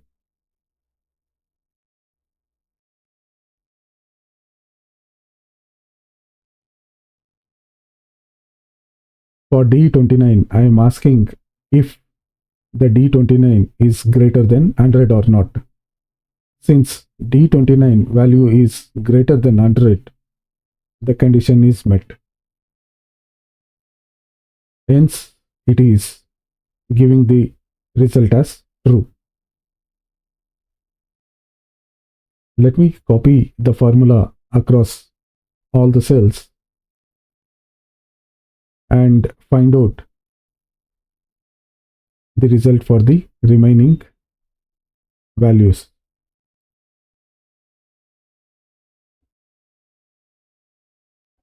Because this condition is met in C30, it is true. If I say C29 or equal to 100 and D29 is greater than 100, let me check what will be the result. Let me check what will be the result. It says true. Let me copy the formula for the remaining cells. Now, if you see, for row number 31, here both the conditions are not met. In row number 31, C31 is not greater than or equal to 100, but D31 is not greater than 100. So both the conditions are not met since it is false. Whereas in row number 38,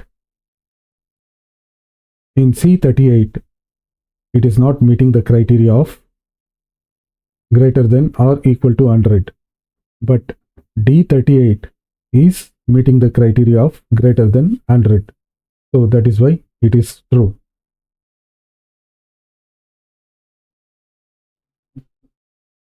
Come back. Let us understand what is an XOR function in Excel and how to use the XOR function. XOR is exclusive OR function.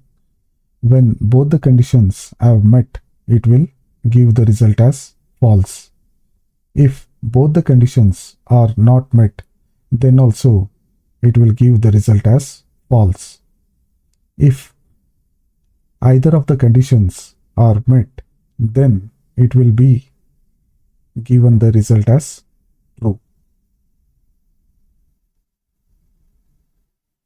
Let us use the formula equals XOR, open the bracket, select the unit from C29, and the condition is equals to 2. If the condition is meeting with the unit as 2, then it will be given as false. And select D29. For D29, the condition is greater than 200. C29, which is equal to 2, that condition is also met, and D29, which is greater than 200, that condition is also met. Hence, you have the result as false. Copy the formula across all the remaining cells. The formula is populated in column E.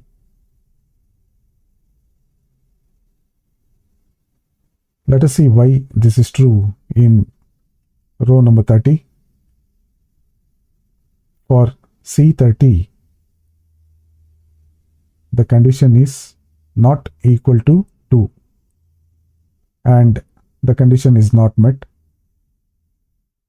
D30 is greater than 200, which the condition has met. Since either of the condition is met, that is why the result is true.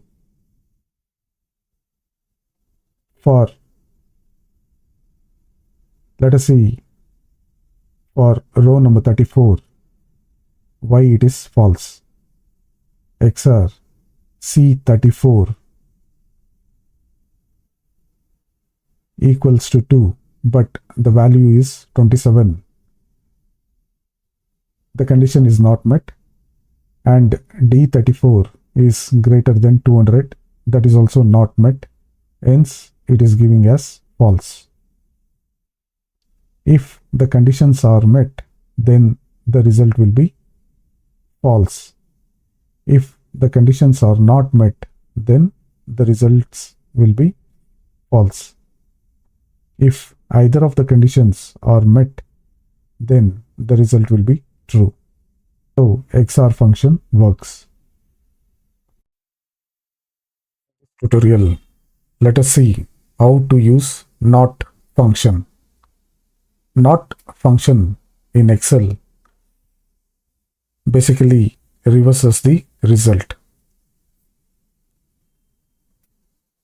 For example, in column E,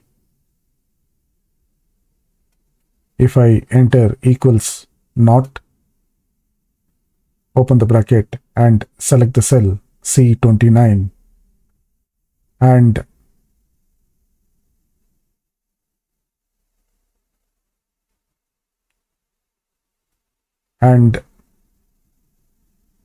enter equals to D29. This is to compare C29 with D29. Since C29 is not equal to D29, but the result will be true.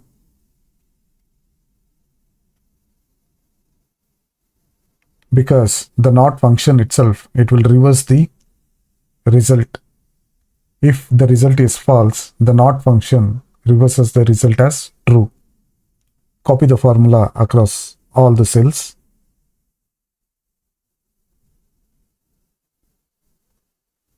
Since none of them is true, the NOT function has reversed the result as true.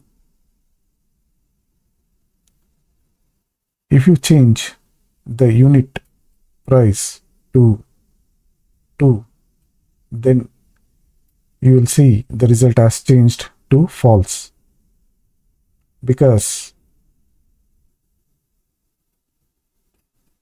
C29 and D29 is equal. because both the condition C29 and D29 is equal, hence both the conditions are met. You have the result as false. If I put 5 for D30, the condition are met because the unit and the unit price is equal. Because the not function reverses, it will show the result as false. Let me change C30 and D30 less than C30 is less than D30. This is showing true because this is not actually true.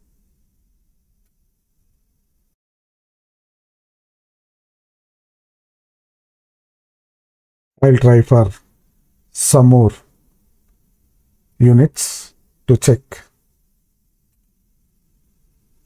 if I get the proper result. So I'm in C36, checking with D36.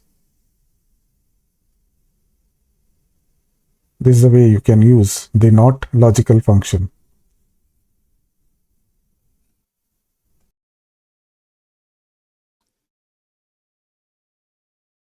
If I use equals sum, then open the bracket, then select the range of cells which I wanted to add.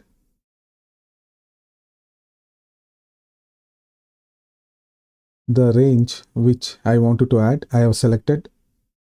So this will be the total. The total will be 2121. So whenever you do the sum like this, and if you try to filter for any representative to get the actual total for that representative and to find out what each representative has sold, it will be difficult using the sum.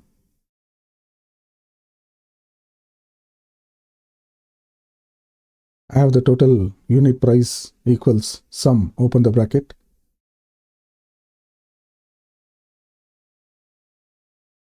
Open the bracket, then select the range.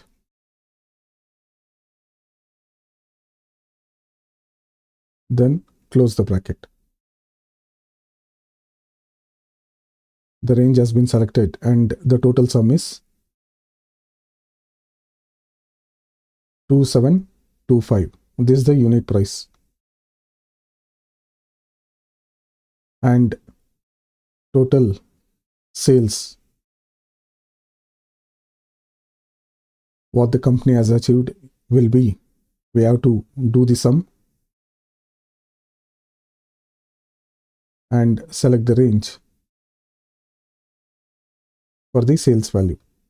So this will be the sales value which we will be doing the total, and we got the total for sales.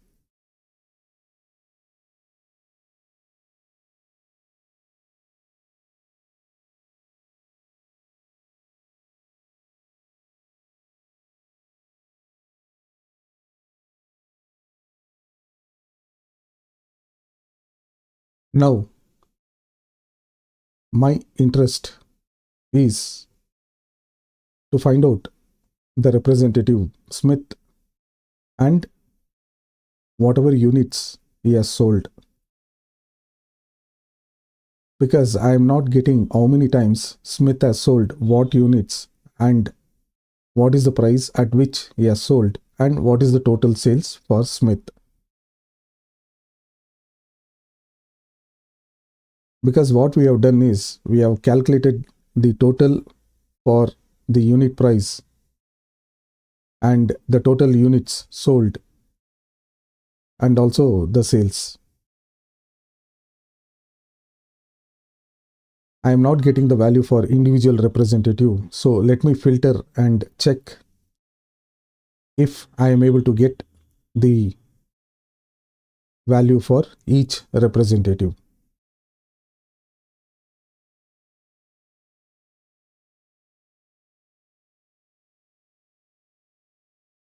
If you see, it is not giving any total for the representative if I filter and select a particular representative.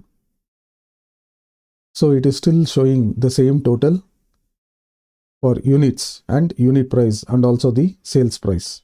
Since I am not getting the value for Smith, then how do I calculate for individual representative?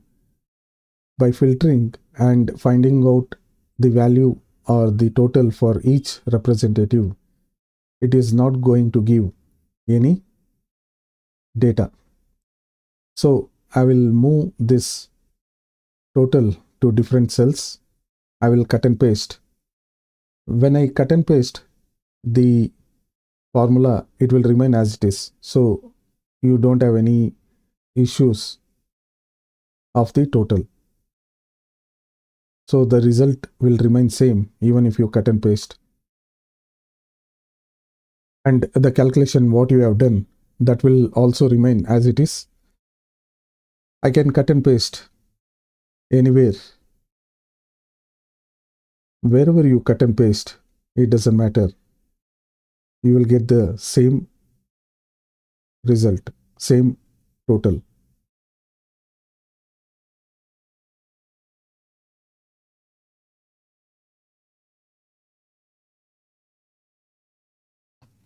Okay, I have cut and paste here.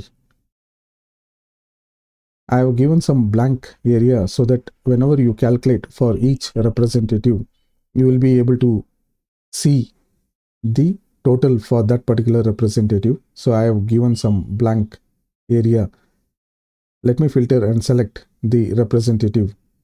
I'll select Smith. So in this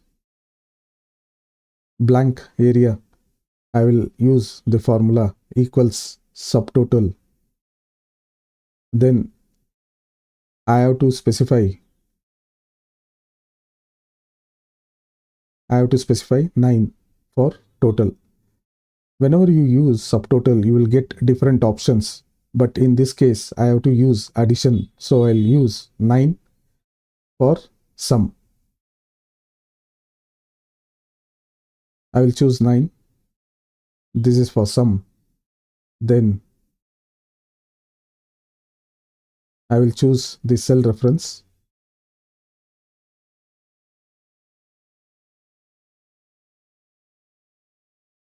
E2 to E21. This will only calculate how many units a representative Smith has sold.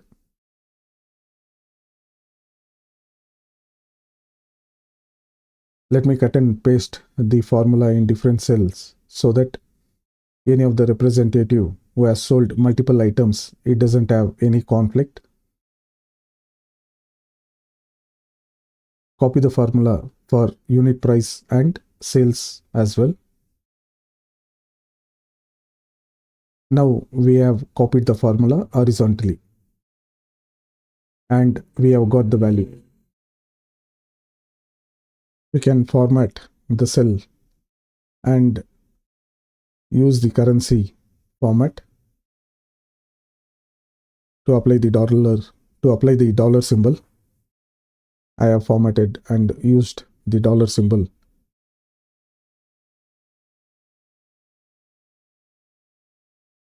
For other cells also I will apply the same. Total units Smith has sold, which is 156. Total unit price of sales what Smith has done is 345. And total sales for Smith is 4015. If I select another representative, I'll select Gill. Let me check if I get the total. Total Units what Gill has sold is 213 and unit price is 120, and sales what Gill has done is 4830. In this video, we will see how to use the formula for average. I have a sample data here, student 1 to 10,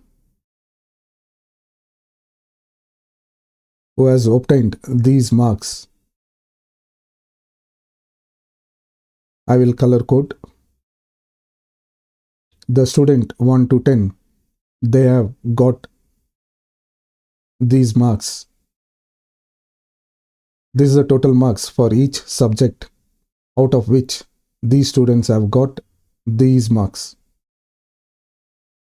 We will understand and see how we can find out average for each student. Let us understand and find out how to find average for each student.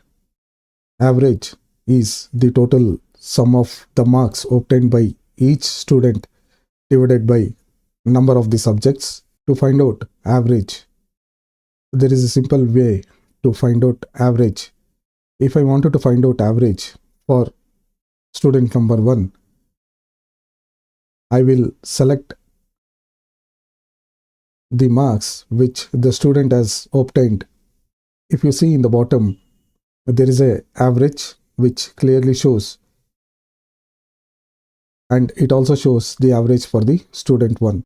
The student 1 has achieved these marks for each subject, and the average of the marks what student 1 has obtained is 86.125.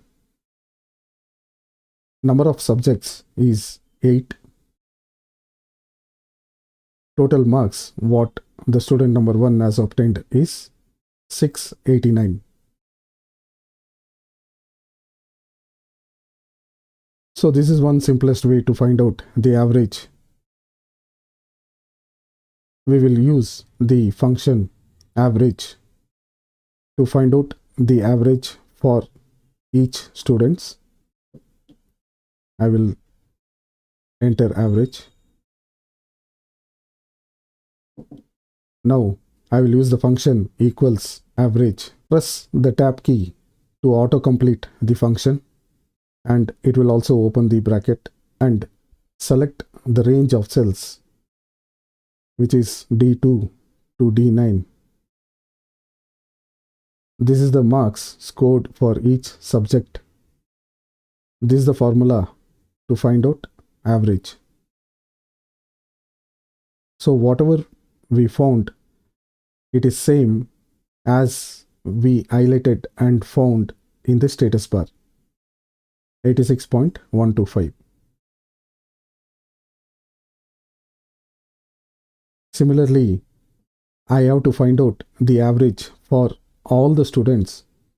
I can simply drag the cursor and copy the function across all the cells so that the average will be auto-populated. Now we have the function which has taken the values from its respective cells. If I wanted to copy the total also, I can do the same thing.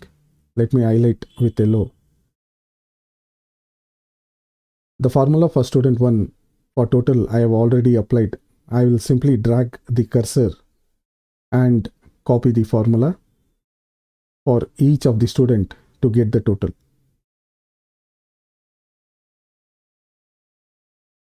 Total for student number 2 is 514 and average is 64.25.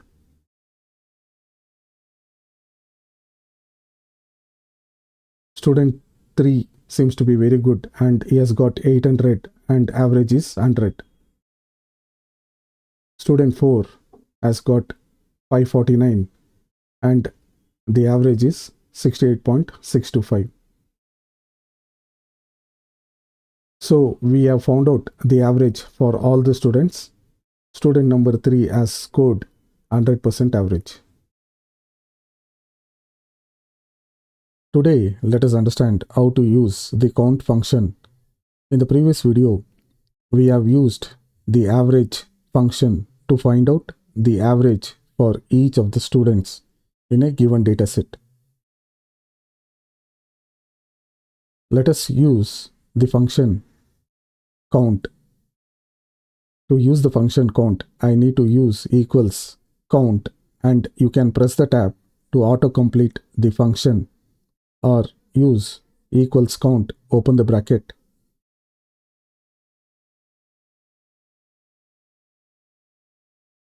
To select, I need to select the range of the cells from D2 to D9, which is the marks obtained by the student. So I have the count now. Count is 8. Count can only be used on numbers.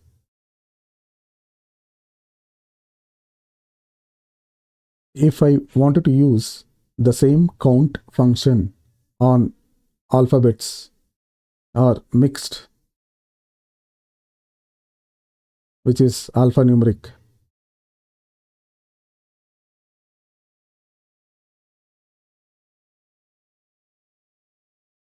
I will call this as alphanumeric to make it simple.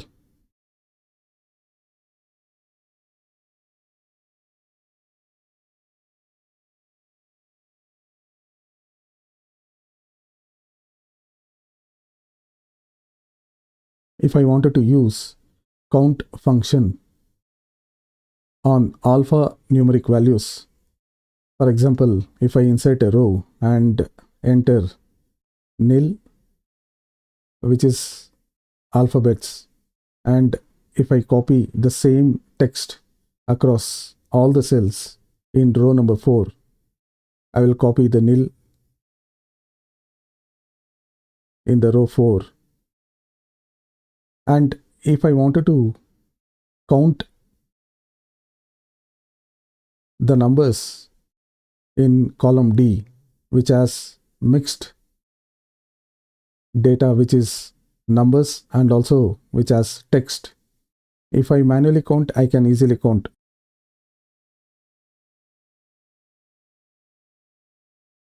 If I manually count, it will be 9, and if I use the function count, it will not count the text data. So let me check using the count function. Equals count, open the bracket, then select the range of the cells, including the text data what we have entered as nil. It should give me the result as 9. But still, I am getting the result as 8 because it has omitted the text data, which is nil, it has omitted. As we know, the count function does not calculate the data which is there as text. It will only calculate the data which are available as numbers. If I wanted to copy the formula across all the cells for student 1 to 10, I can drag the cursor and copy the function. You will see the same result it has given, which is 8.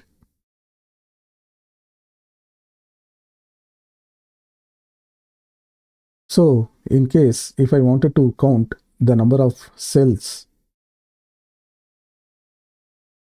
which includes alphanumeric values, then I have to use another function which is called as count A.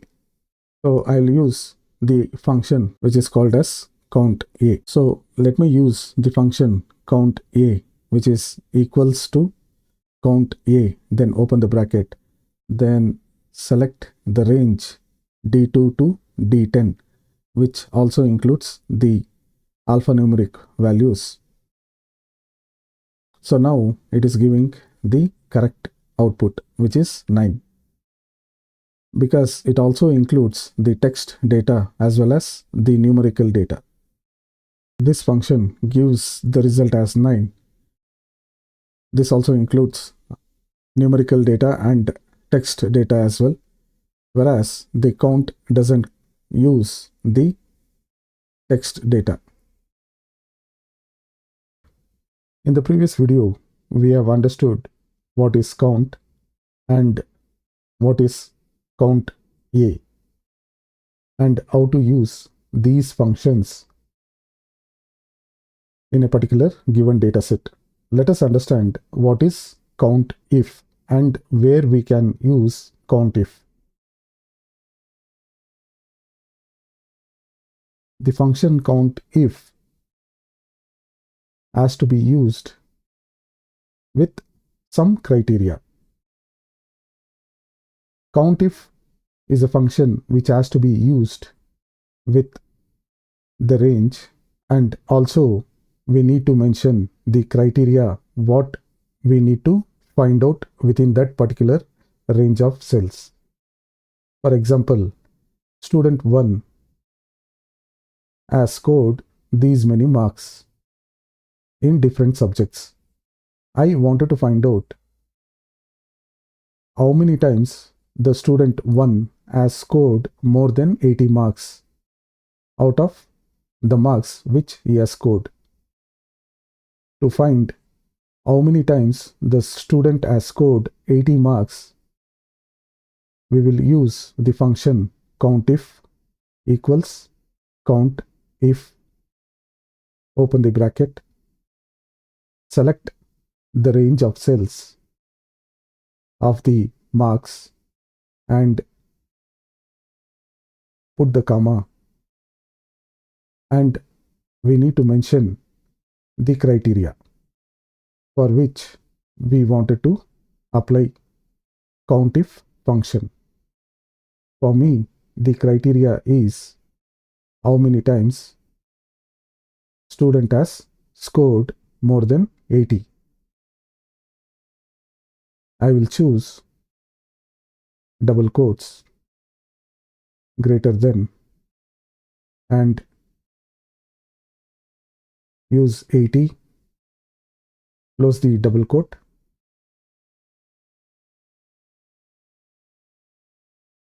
and close the bracket.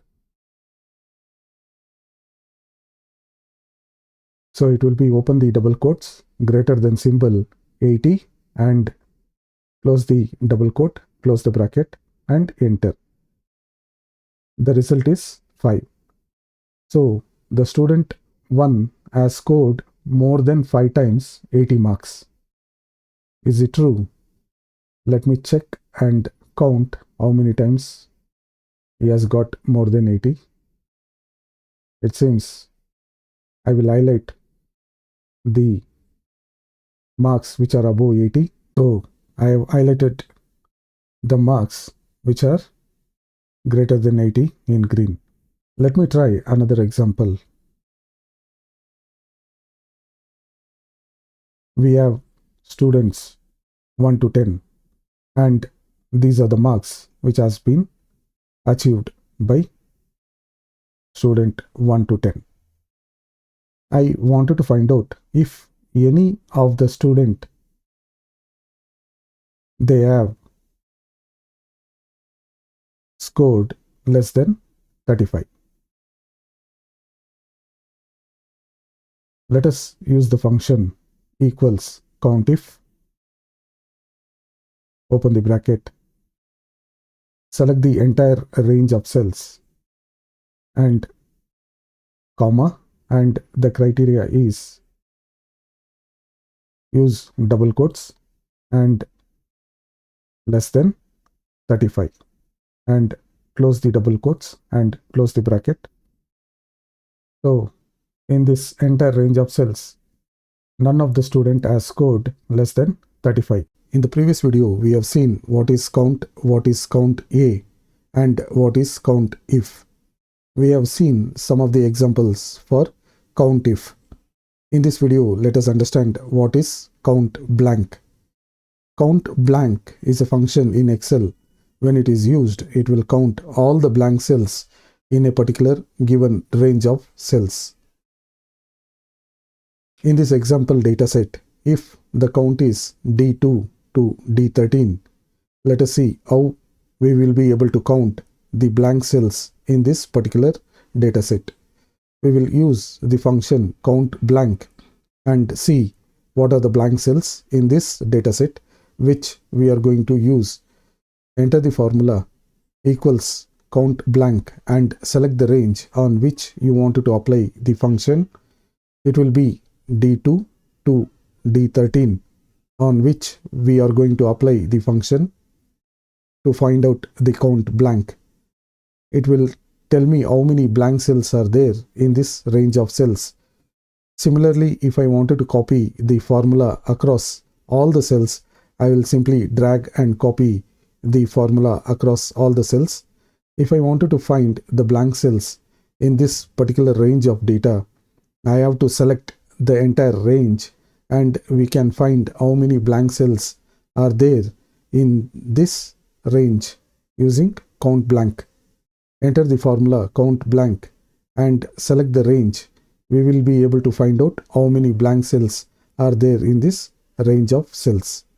In this range, there are 30 blank cells, what we have calculated so far. So in this way, we will be able to find out how many blank cells are there in the given range of cells in a particular data set. So using the COUNTBLANK, we were able to find out how many blank cells are there in the data set. In the previous video, we were working on this dataset. This dataset is straightforward dataset. On this dataset, we were able to find out what is the average, count, COUNTA, and COUNTIF.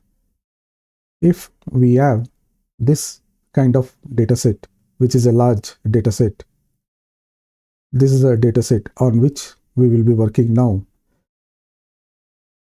The selected dataset which we have, let us find out each representative average unit price and what each representative have sold and what is the average sales and unit price each representative have sold.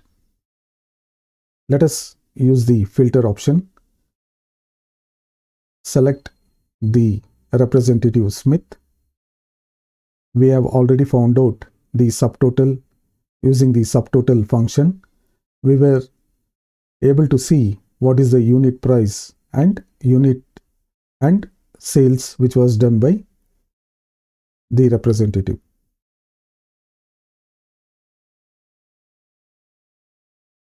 In order to find out what is the average sales which was done, I need to filter the representative name and I need to get the average sales what they have done. Let us use the function to find out the average sales and unit price what each representative has done. This is the function subtotal which we have already used, and we know that option 9 along with subtotal is used to calculate the sum.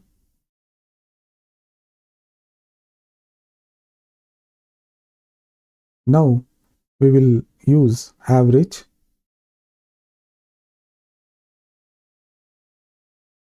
Let us use the function average and see what is the unit price and sales each representative has done. We have to use the function subtotal again, equals subtotal, open the bracket and select the option 1. The option 1 is basically to use to find out the average. Along with subtotal, we have to use the option 1. In our previous video, we used option 9 to calculate the sum. Similarly, we have to use option 1 to find out the average. Select the range of cells to find out the unit price. So I have selected the range of cells to find out the average unit price. 115 is the average unit price what a representative Smith as done. We will copy the same function across another cell to find out what is the average sales which was done by Smith.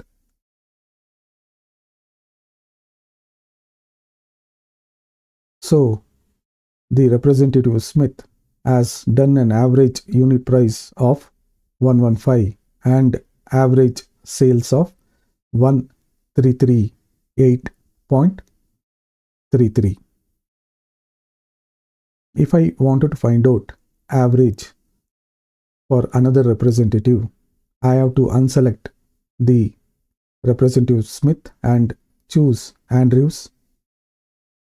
We will be able to see what Andrews has achieved in terms of unit price and the sales. Average sales for Andrews is 1108.75 and average unit price is 23.75. If I wanted to check for another representative, unselect Andrews and select Morgan, we will be able to see what is the average unit price for Morgan and sales is 4405. Thank you for watching. With the same formula subtotal, let us see what was the total count of products on which Morgan has got his average unit price and average sales which was achieved. So to use the formula subtotal equals subtotal, open the bracket and select the count. For this formula we need to use 2 and enter the comma and select the range of cells. So this is a small items. We know that the count will be 3. You can copy the formula across other cells to find out the count for other representative. Let us filter and select the another representative. After selecting the representative, it will give you the count for that representative. For representative Andrews, there are 4 count because there are 4 entries for unit price and sales. Since there are 4 entries, that will be the count for that representative. And if I select another representative, Kevil, you will get 4 entries again and the count will be 4. So this is how you can use count function. Using the filter option, you can filter and simply get the desired result of count. We have this data set. This is a huge data set.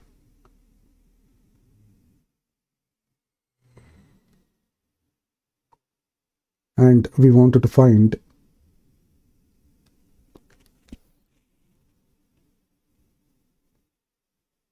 some of the key details we have to find out from this data set. I wanted to filter from this only the government. I wanted to filter from A column only the government data. If I wanted to filter only the government section, I will select the heading, the complete heading. Select the heading, select filter and filter for government. Click OK. Once you click OK, you will be able to see in the column A, you have filtered for the government data.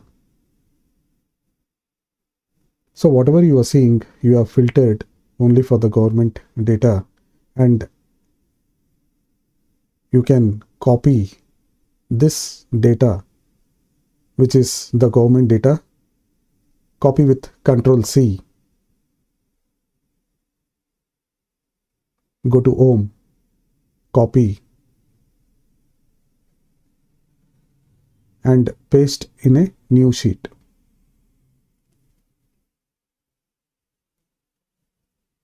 Once you paste in a new sheet, you will be able to see all the government data, whatever you have filtered, it has been copied into the new sheet.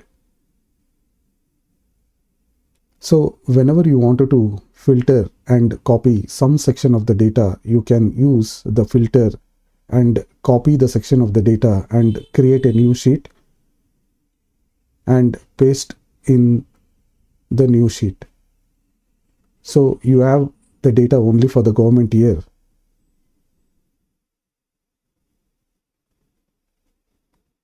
If you see in the government data what you have filtered, there are multiple countries and there is a sale profit and the date of sale which has been done and also month,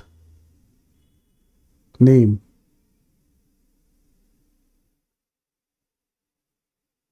Within the government you have many countries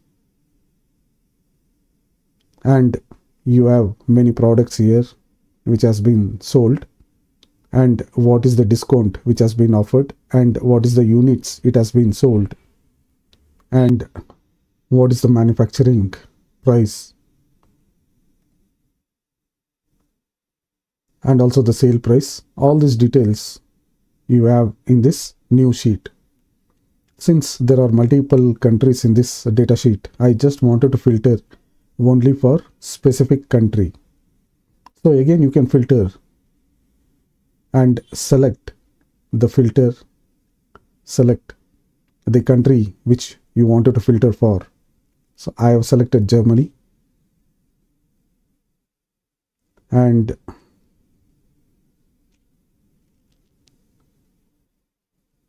I will copy the Germany data into a new sheet.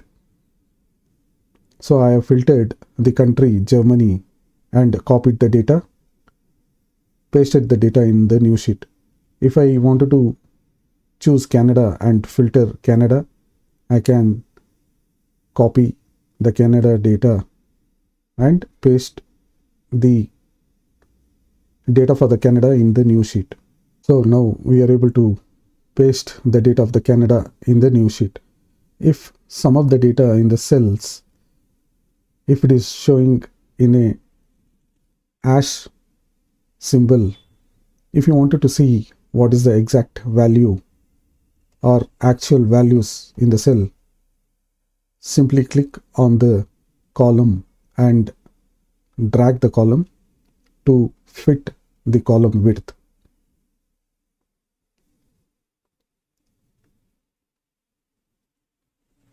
Click on the plus of the cursor and you will be able to increase the size of the column. So it will automatically fit as per the data or the value which is there in the cells. Likewise, I will rename the sheet for the Germany because this is for German data, and also I will rename for the Canada.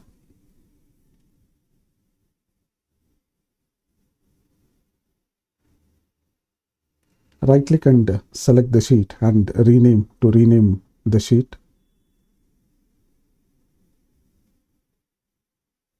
Otherwise by default it will take sheet 1, sheet 2, sheet 3 likewise.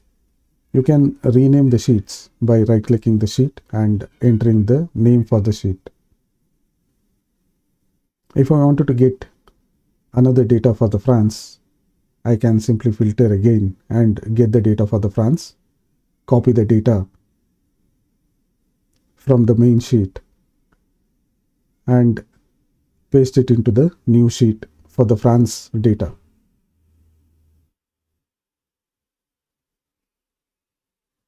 So now we have got the data for the France also in a new sheet.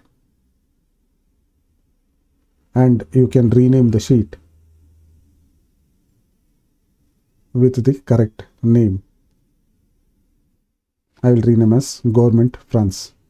So these are the sales for each government agencies which has been done in different countries. If you wanted to move across the sheets, right or left, simply highlight the sheet, drag to the correct position, whichever you wanted to place. So let me place it into right side. So France, I have the data in the end. So now you got all the details for the France, and if you wanted to apply the formulas for each countries, you will be able to apply the formulas for each countries now. To check what is the total for the sales of France government, what is the total units sold in each country, I can use the formula equals sum and select the range to total the value of each country. I can apply this formula. This is the total for France. Let me highlight this total which we have calculated. This is your total for the France.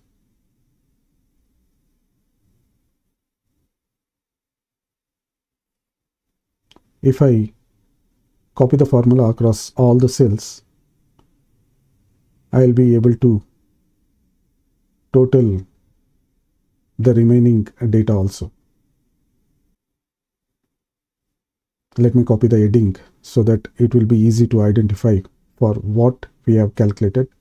So manufacturing price, sale price, gross sales, discounts, sales, COGS and profit. So we have the value for each of the header. For each country, if you wanted to find out the sales, the units sold and the profit, what has been achieved, so you can use this step for all the countries. In our previous video, we have found out what is the total value for government of France. The sales of the France government has been calculated.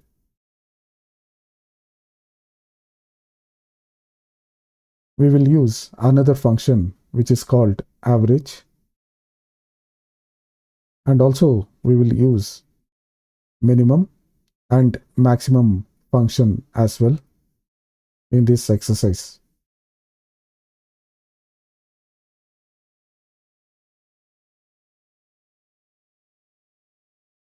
To use the function average, we have to use equals average and open the bracket.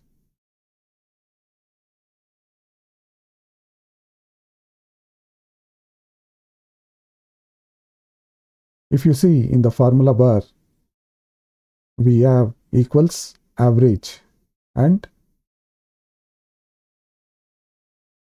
we can also use the formula bar to enter the function, or we can also use the same function inside the cell.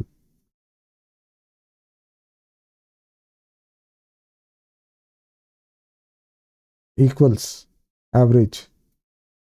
Use tab, it will autocomplete the function name, and you can enter in the formula bar. Open the bracket and select the range of cells. The range which I am selecting in column E.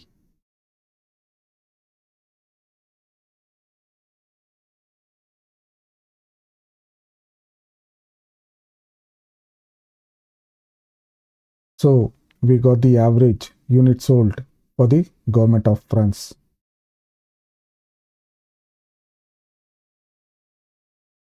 This is the unit sold average value for the France government. I can copy the formula across different cells to find out average for manufacturing price, sale price, gross sales, discounts, sales, COGS, and profit. So we have got the average for the entire section. I can use the format painter to make the other text look like the total. So basically, we are changing the other cells to look like the total, the font size, the color, and the font.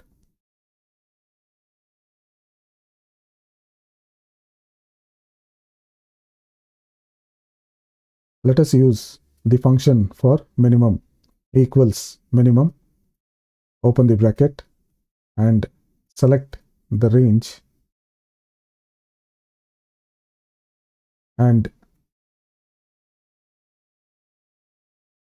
so we got the minimum unit sold is 293. And to find out the maximum equals max, open the bracket and select the range and close the bracket.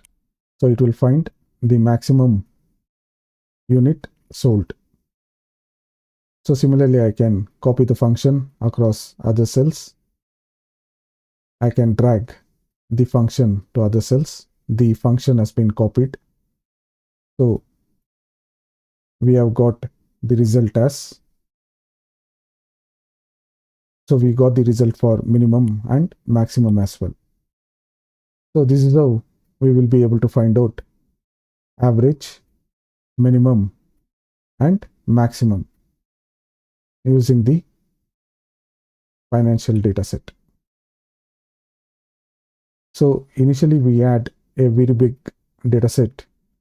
We have broken that big data set into multiple Excel sheets for different government, and we have applied different functions to calculate to get the desired result from each of the Excel sheets. So for each of the segment, we were able to find out the result.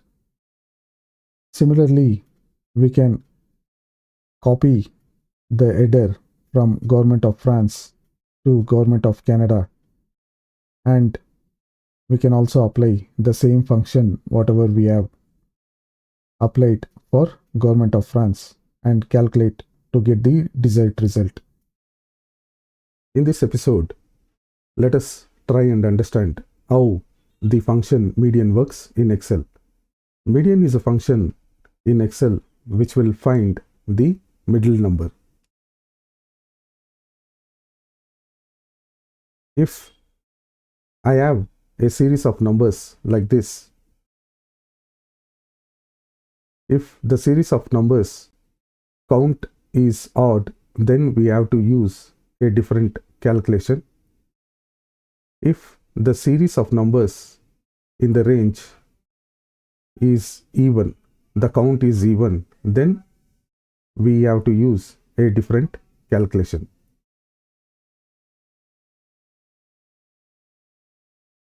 Now, in this case, we have a series of numbers. I have taken some numbers. Let me delete this and create a series of numbers from 12 and use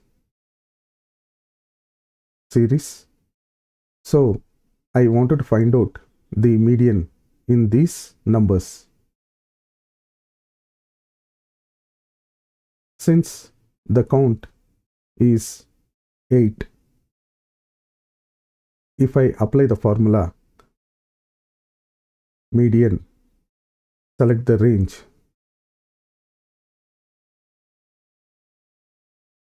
and median will be 15.5. Because the count is 8, we will get the median as 15.5.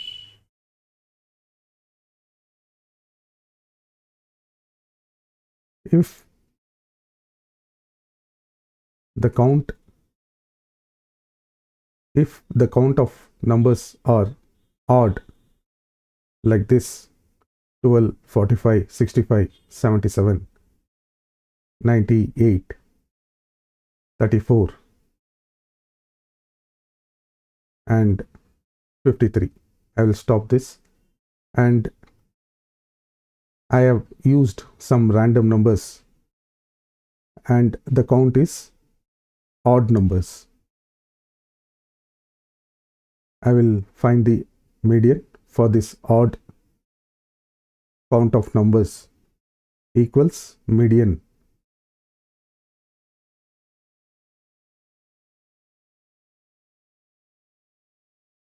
Open the bracket, then select the range and close the bracket.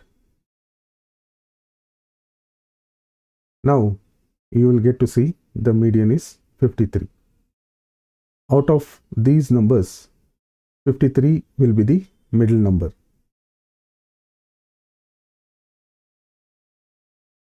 This is a simple calculation to find out the median, since this is an odd numbers of count which we have used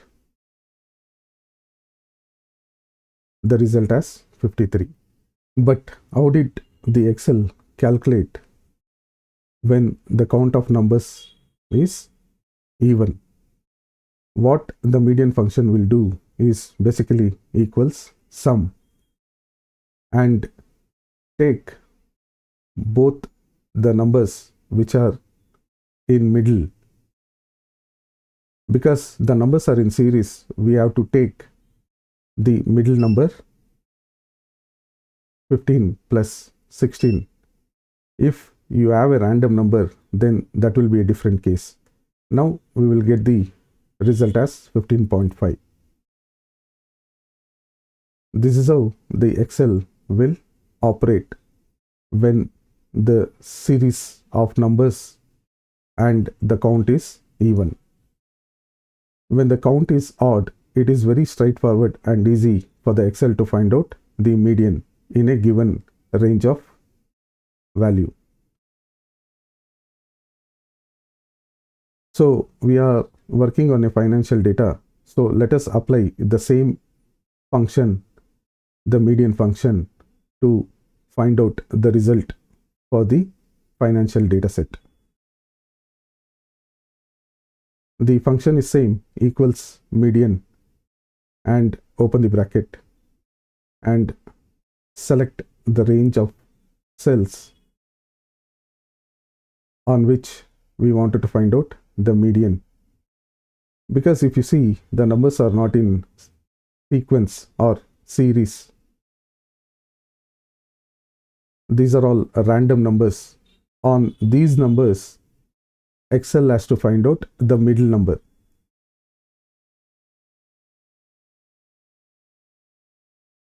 We will drag the formula, the function, to other cells to find out the result of median for each of the headers. So we have got the result for the median. This is the result of median for all these headers: unit sold, manufacturing price, sale price, gross sale, discount, sales, COGS, and profit. Since the numbers are in sequence or the numbers are in series, that is why we have taken both the numbers 15 and 16 to find out the median. If we have the numbers, or if we have the same numbers copied and we have randomized the number with 19, 15, 16, 18, I will update this one as 13, and we put 15,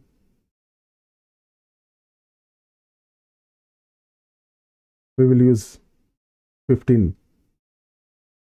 Okay,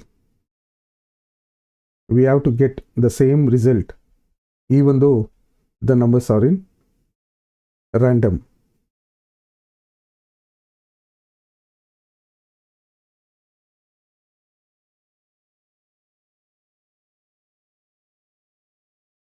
Let us see what happens if we use the function median when we randomize the same numbers.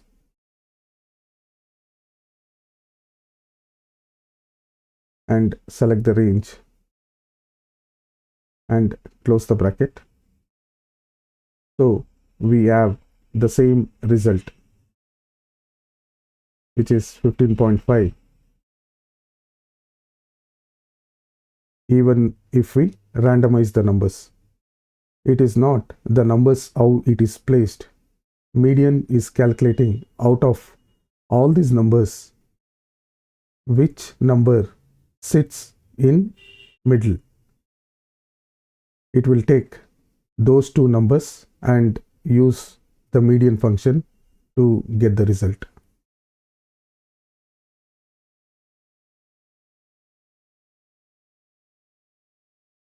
In this video, let us learn how to generate random numbers in Excel.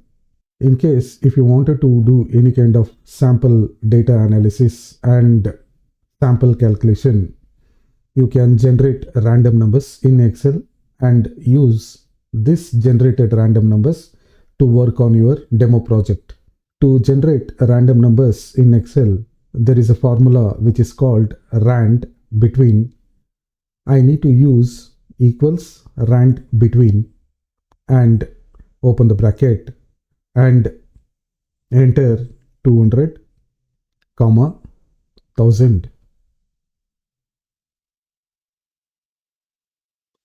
to generate random numbers. 200 will be the lower limit and 1000 will be the upper limit. So the random numbers generated will be between 200 and 1000. So between 200 to 1000, the random numbers will be generated. Click on enter to generate the random numbers. So once again, rand between is a function what we are using, and 200 is the lower limit and 1000 is the upper limit. Click on enter. So click on enter. The random numbers generated is 680. To copy the same function across multiple cells, I will just drag the formula and copy the formula across multiple cells. Select the area to copy the function, and these random numbers will be generated automatically onto the remaining blank cells. Now you can do some kind of calculation on top of this. In this episode, let us try and understand how to use fill series of dates, days and numbers in Excel. I will rename this sheet as series. If I wanted to zoom the Excel sheet, I can use the slider option here in the bottom. I can increase or decrease the viewing area of our sheet. Or else I can use the control key on my keyboard and use the mouse wheel to rotate so that the viewing area gets increased or decreased. Basically, I am zooming with the shortcut key, control and mouse wheel. So to fill any series in Excel, series is basically if I wanted numbers from 1 to 50 in a sequence, I can ask Excel to fill the series of numbers.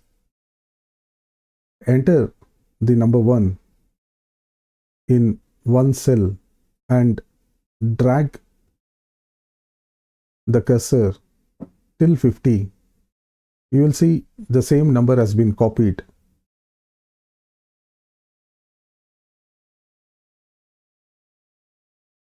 If you see, 1 has been copied from A1 to A50. If I wanted the number to be converted into series, I will use the drop down button and select fill series. It will automatically fill the series starting from 1 to 50. If I wanted to fill series of months in column B, I will start with January, Jan, but I wanted all the 12 months to be filled in the series, then I can simply drag the cursor and fill the months from Jan to December. If I wanted to fill a specific date in a month, I can put, for example, 7 January 2020. I wanted to fill 7th Jan in a sequence for every month till 24th month. So let me format date. I have formatted the date. I will use this format and click on OK. So I am using this format. 1st July 2020,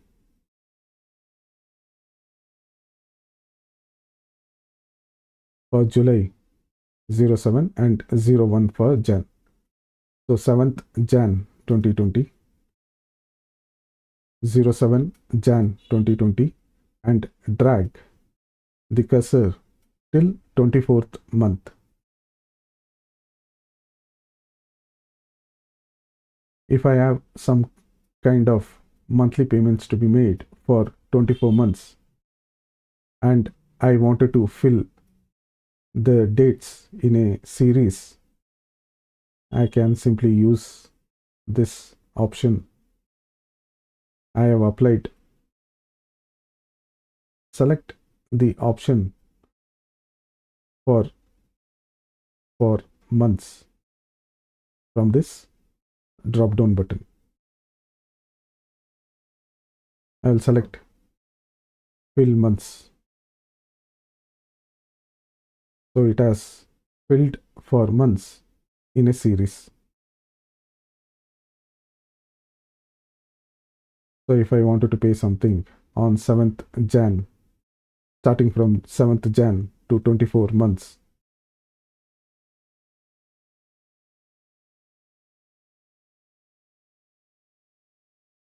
so for 24 months,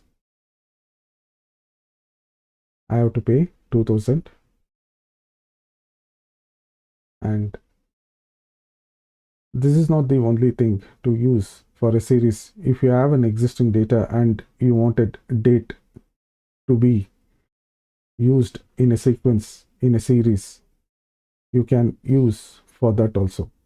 I am simply showing if you have a payment to be made on every month, you can use this method.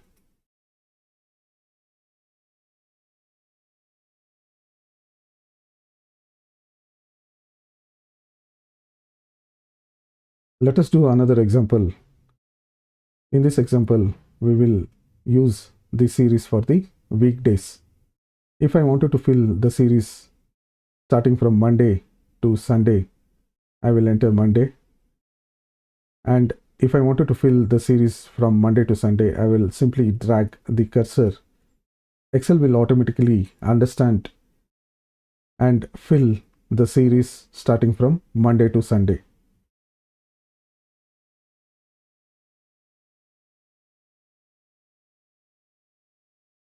So it has filled automatically the days.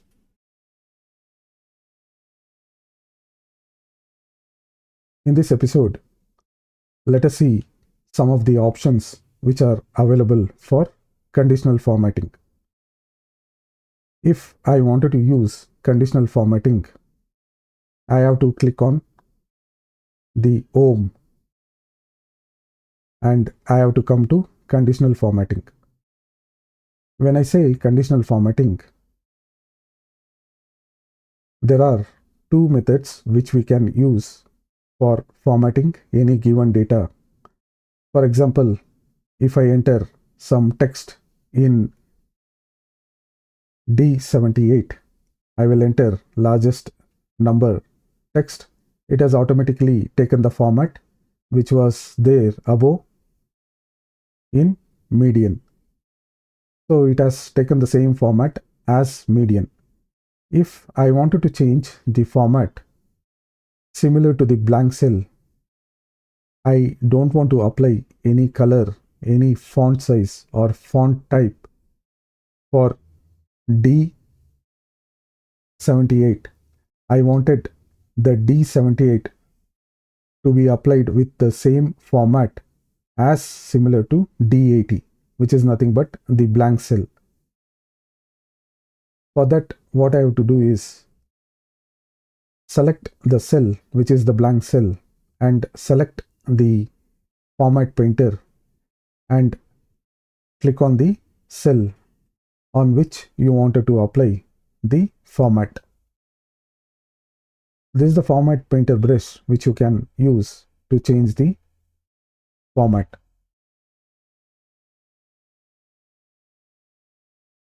Anything which you use for formatting, for example, let us say I have created this number as bold and I wanted to apply bold for the entire range of cells. I can select the format painter and select the range of cells. It will automatically make all the numbers as bold. Similarly, we can use the format painter to apply the format.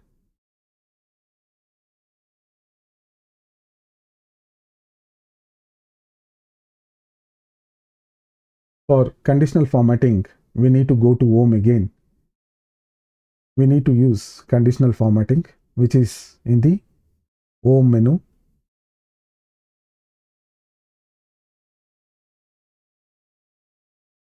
In this financial dataset, which we have been working multiple times, this is a big dataset which we have already worked. In this data, I wanted to find out a unique text. For example, in the product section, I wanted to see what is the unique data in the product.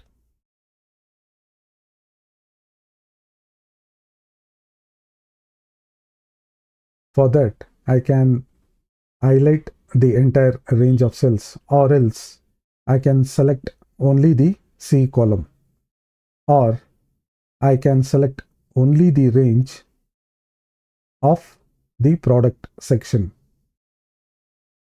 When you select the range, it will only use conditional formatting on the selected range of cells. If you use the entire range of cells, the conditional formatting will be applied on all the range of cells. So whenever you wanted to apply any kind of formula or function, be sure that on which cell or which range of cells you wanted to apply formula or the function. So let me select the range of cells under product section and select conditional formatting, highlight cell rules and select duplicate values. If I select the duplicate values, under the drop down there is an option to select unique values. I'll select OK. So there is nothing unique in the product section. Looks like the product has repeated multiple times. So basically there are products which has been duplicated.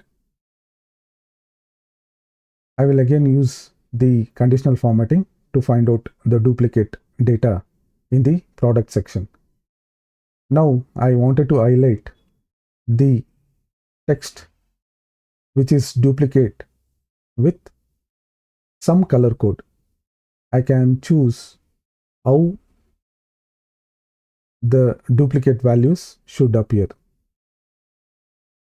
I will select green fill with green fill with dark green text.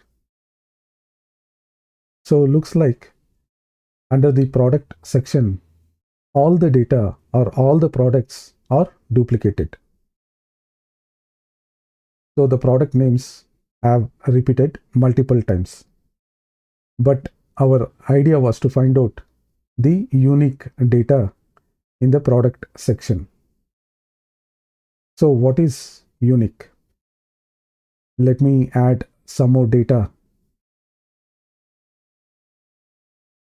in different row. So I have added some data from row 62 to 66. I will also enter some random names which is unique. Watch. Since watch is unique, it has already changed the color. Mouse. That is also unique. Keyboard. That is also unique.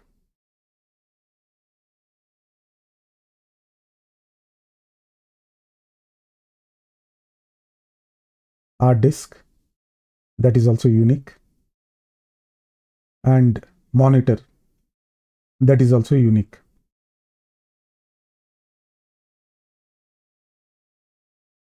And let me apply the same conditional formatting to find out the unique values.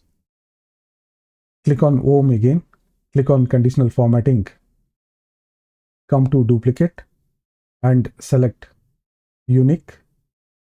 Now I wanted to give the color code yellow fill with dark yellow text.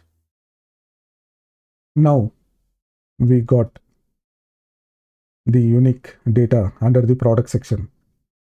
If I want, I can still go ahead and filter the unique and duplicate data under the product using the filter by color. If I select filter by color option and choose yellow or green, I will either get the duplicate values or the unique values. Since I have selected the yellow color, I got the unique values. I will select green now to find out the duplicate values. Now I have selected green, we got the duplicate values.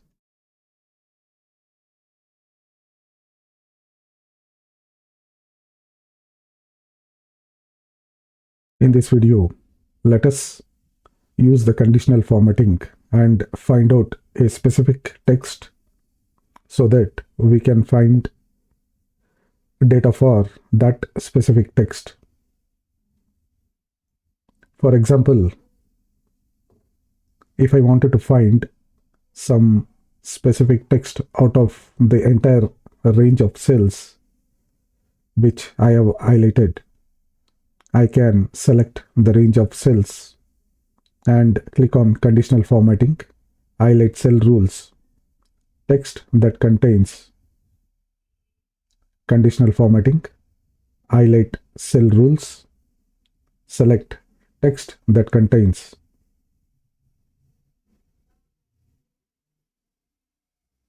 In the search bar, you can enter the text you wanted to find. I will enter PASEO, Paseo. So I wanted to find out only Paseo. And also I'll choose the color code which should be highlighted. I will select yellow. The text Paseo will be highlighted with the color code yellow.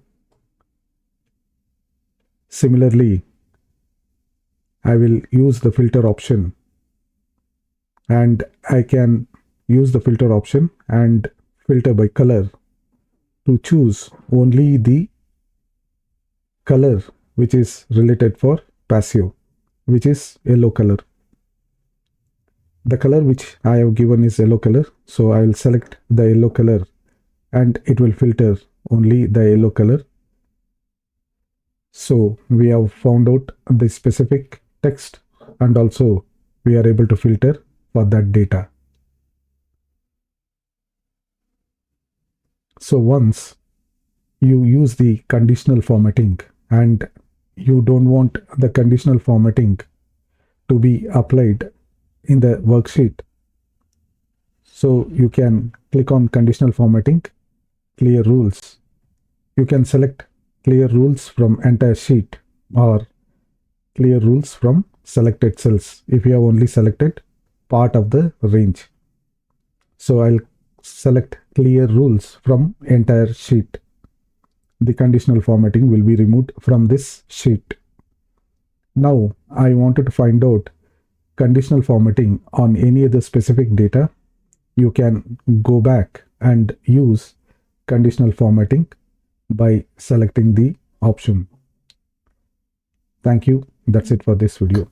In this video, we will use conditional formatting to find out the top 10 and the bottom 10 numbers in a specific data set. Since I have already applied the conditional formatting, the rules I will clear the rules for the entire sheet. The rules has been cleared. I will select the unit sold. I will select the entire range of the cells for unit solds and find out what is the top 10 and bottom 10. Conditional formatting, top bottom rules, top 10. I will select fill with dark yellow. I can even enter if I wanted to find out 20 or 30 numbers. So I'll use 10. If I use 5, it will find the top 5. I will change back to 10. So I'll find the top 10 units sold. Using the same data, I will also find what is the bottom 10.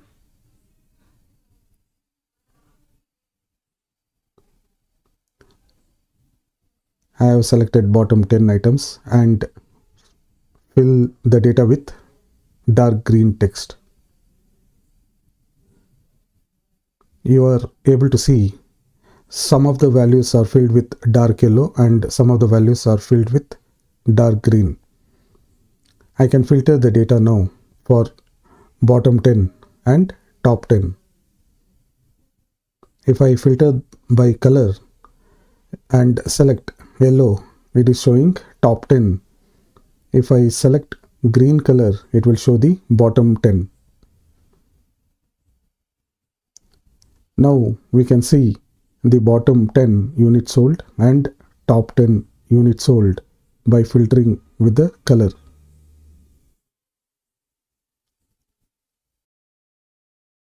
We have been working continuously on this financial data.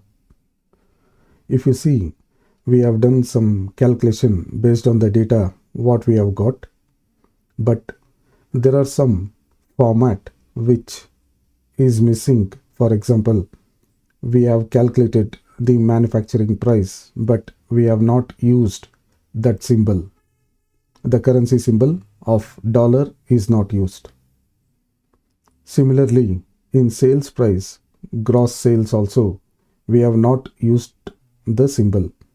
So let us apply the same symbol across all the values or numbers. If there is no currency symbol, it means it is just a number. So once you apply the currency symbol, it means it's related to some financial data.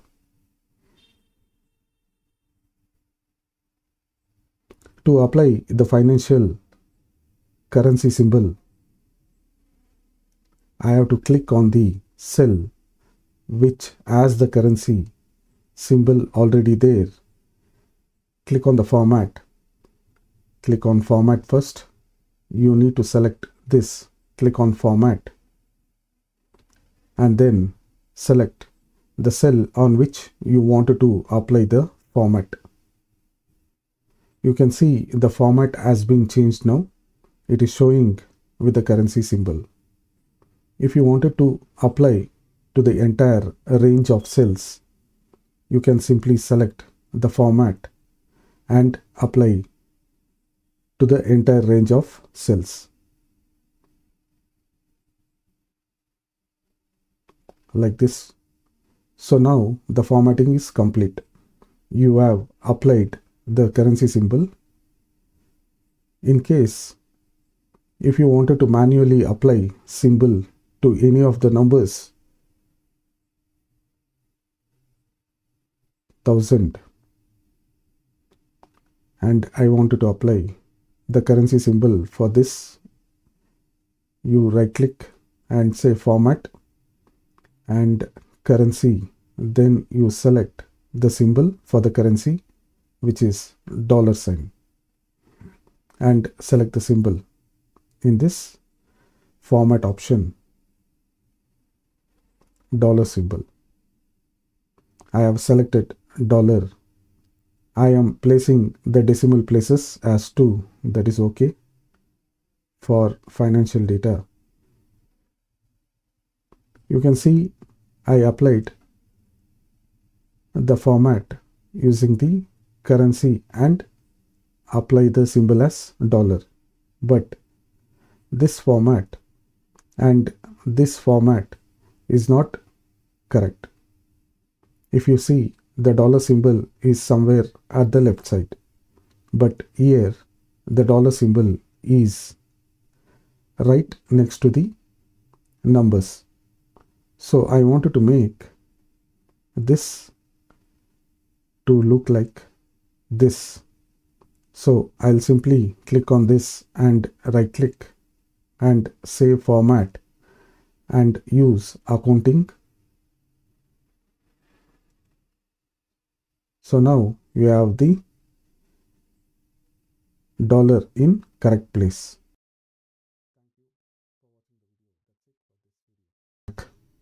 In this video, we will see how to freeze and unfreeze columns and rows. Freeze and unfreeze panes is basically in view. The menu view as freeze and unfreeze, there is an option. Why we wanted to use freeze and unfreeze panes is basically when I am working on this particular data set, there is a huge table. So when I am scrolling vertically, or if I am scrolling horizontally, I wanted to place the header and the section as it is. I don't want them to move when I am scrolling. In order to do that, first I have to click on from where exactly I wanted to freeze the panes. So let me freeze the pane from this, the complete row, which is 2. This complete row, which is row number 2. This section will not move. This section will be always there, so that whenever I am scrolling, I can see this section. Like this, I can see the header. Because I am able to see the section which is of the header, I'll be able to simply scroll without any issues. If I wanted to unfreeze, select unfreeze panes. Now the rows has been unfreezed. I am done with the rows. Let me freeze the columns. I am freezing this column A. If I scroll, the column A should remain constant. Select freeze first column and scroll. If you notice, this section is not moving at all. Scroll. If you see the column A and the segment header with the government, it is not moving. This is how you can use freeze and unfreeze panes. In this video, we will see how we can add rows in between the data which is already populated. If there are data which is already populated, this is a sample data which is already populated. If I wanted to add additional rows, how do I add the rows in between this data? The first method is select the row and right click and click on insert. So right click on insert.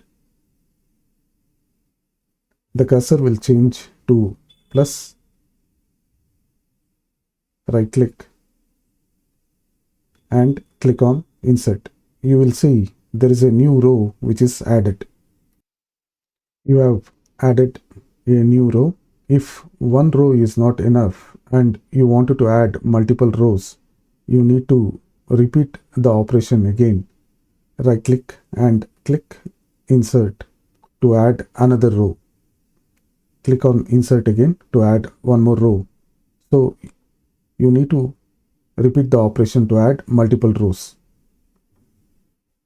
If you wanted to undo the operation, Ctrl Z is the shortcut to undo the operation.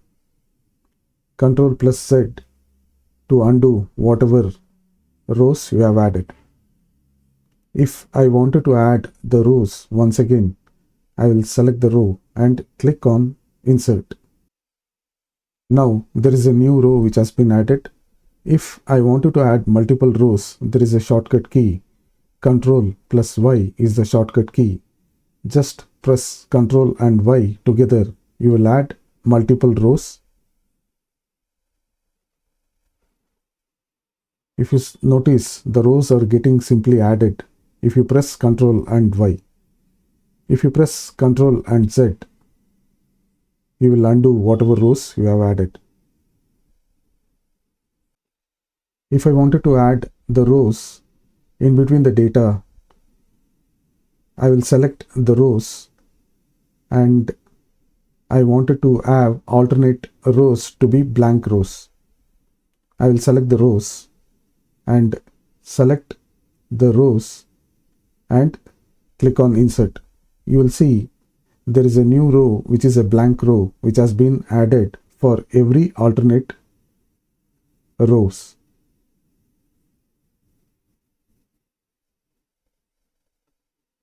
Now I can add some text in the blank row.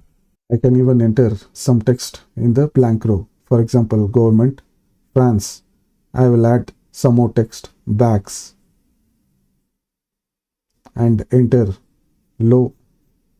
In this way, you can fill the blank rows. I will enter some more text, mouse, CPU, and motherboard in the column C.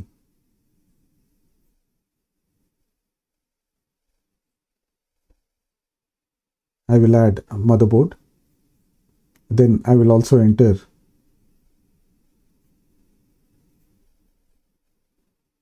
USB cable. This is just to enter some text in the blank rows which I wanted to populate. These are all government, and I will copy the same thing. And this is part of France data. Let me copy the France. This is how you will be able to add new rows when there is a data which is already populated, and you can fill the new rows with some more text which you wanted to update.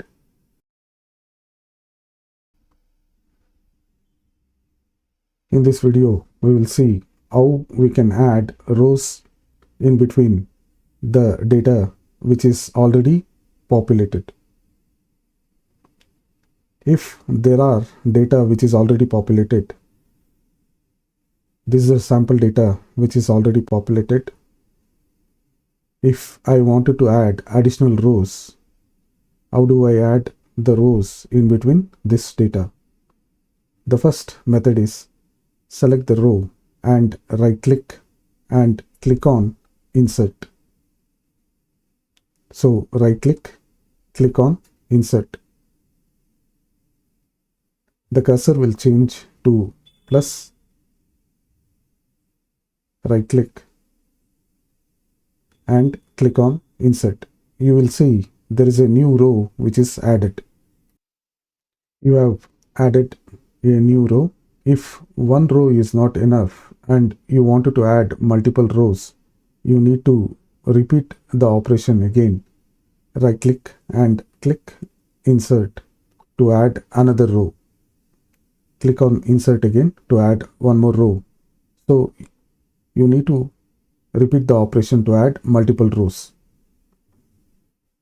If you wanted to undo the operation, Ctrl Z is the shortcut to undo the operation.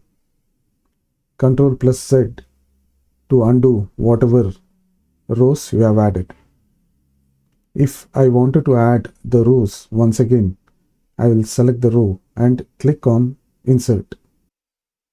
Now there is a new row which has been added. If I wanted to add multiple rows, there is a shortcut key. Ctrl plus Y is the shortcut key. Just press Ctrl and Y together. You will add multiple rows. If you notice, the rows are getting simply added if you press Ctrl and Y. If you press Ctrl and Z, you will undo whatever rows you have added.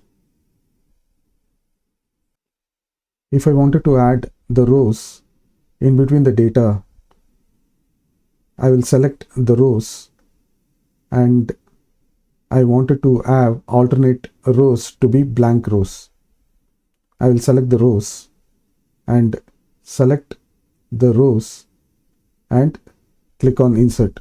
You will see there is a new row which is a blank row which has been added for every alternate rows.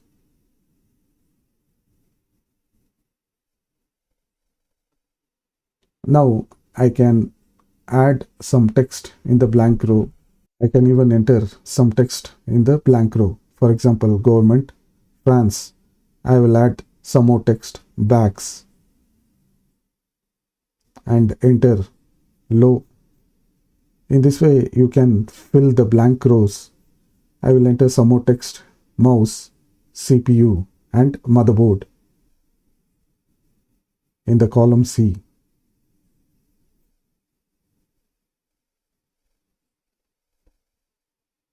I will add motherboard. Then I will also enter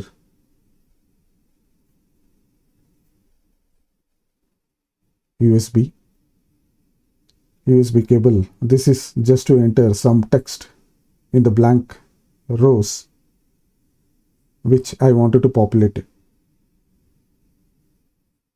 These are all government, and I will copy the same thing, and this is part of France data. Let me copy the France.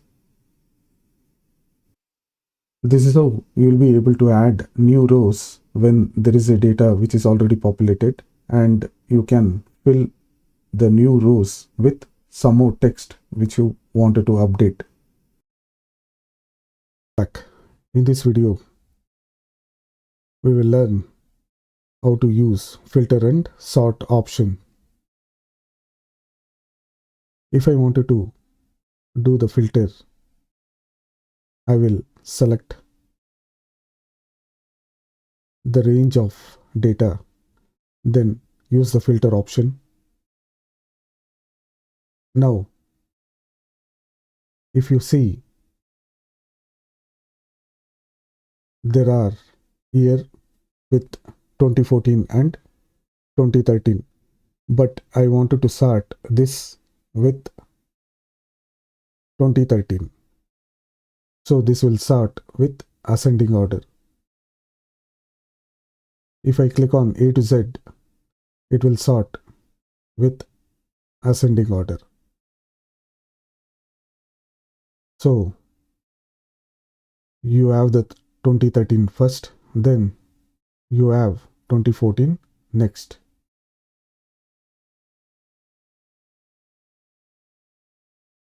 If I wanted to sort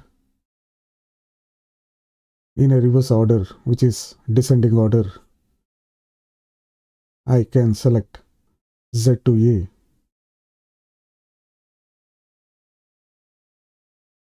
Now it has sorted in descending order. At the same time, if I wanted to put filter on the product and I wanted to sort in a alphabetical order, which is A to Z, I can also select A to Z.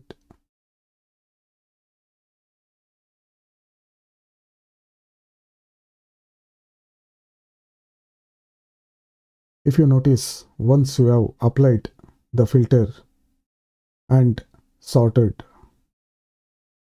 using A to Z in this column C, the sorting has been automatically removed. This is how you can use filter and sort option in Excel.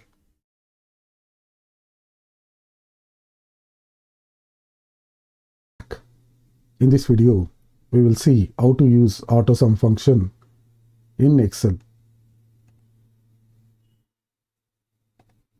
In order to use the AutoSum function in Excel, we need to simply place the mouse cursor where I have to apply this AutoSum function. If I wanted to apply the AutoSum function for the column E, I have to place the mouse cursor in the blank cell bottom of the column E. This is where I need to calculate the total sum. Simply click on the formula and select the AutoSum and sum.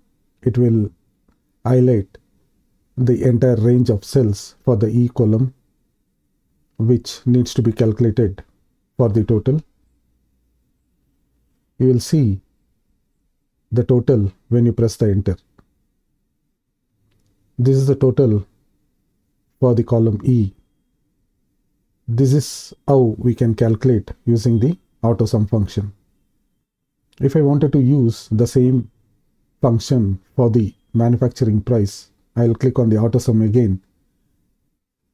You will see the range of cells are already highlighted and you can notice there is the total already updated. In case if I wanted to add another set of rows in the given data set, just to see how the AutoSum function works, I will add some more rows. I can click Insert to add rows or Control and Y to add multiple rows. Now I will copy some data from the available dataset. I will paste it here. Again, I will copy some more data and paste it for the another 2 rows. Now I have copied some more data in the existing sheet. If I check what happens to the AutoSum, let me click on the total. If you see, when I click on the total, it is not highlighting the complete range of cells. It is only highlighting the range of cells which we have selected in the previous total. The rows which we copied and added, it has not taken. So it is not maintaining the consistency of the total. So I need to drag till the end so that the total is consistent. Sum has taken the entire cell range.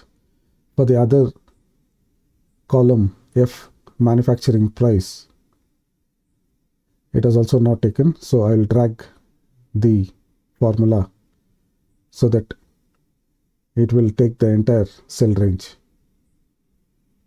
You can validate just by clicking the total and see if it has taken the complete cell range. Now, because it has taken the complete cell range, for other remaining cells, we can copy the formula so that we get the total for the other headers as well. Since I have copied the formula into other cells, let us see if it has taken the complete range of cells for each of the headers. Yes, it has taken the full range of cells for each of the headers. This is the way which we can use the AutoSum feature to calculate the given set of data.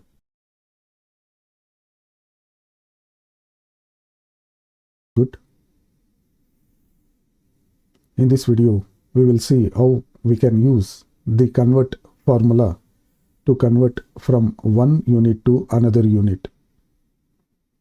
In this case, I have a sample data for fruits and its corresponding weight for each of the fruits.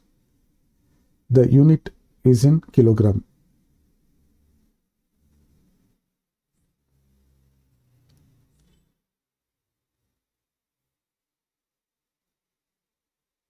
I wanted to convert this data, which is there in kilogram, to grams. For that, I have to use the formula convert, then open the bracket. I have to select the cell on which I have to use the convert function, which is B2, comma. After selecting B2, which is the cell reference, comma, then there will be a dialog box which will open. It is asking from which unit to which unit you wanted to convert. You wanted to convert from kilograms to grams, so I will specify in double quotes kilograms, close the double quote, comma, open double quotes again, and enter G. Close the quotes again and close the bracket. Now you have the apples converted from kilograms to grams.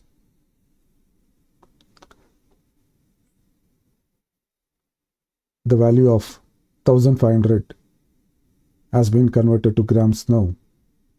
Now apply the formula across all the fruits.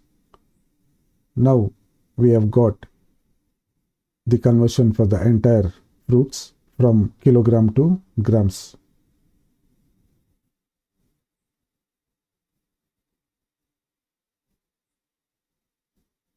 If I wanted to convert from kilograms to pound, let me add one more header in pound.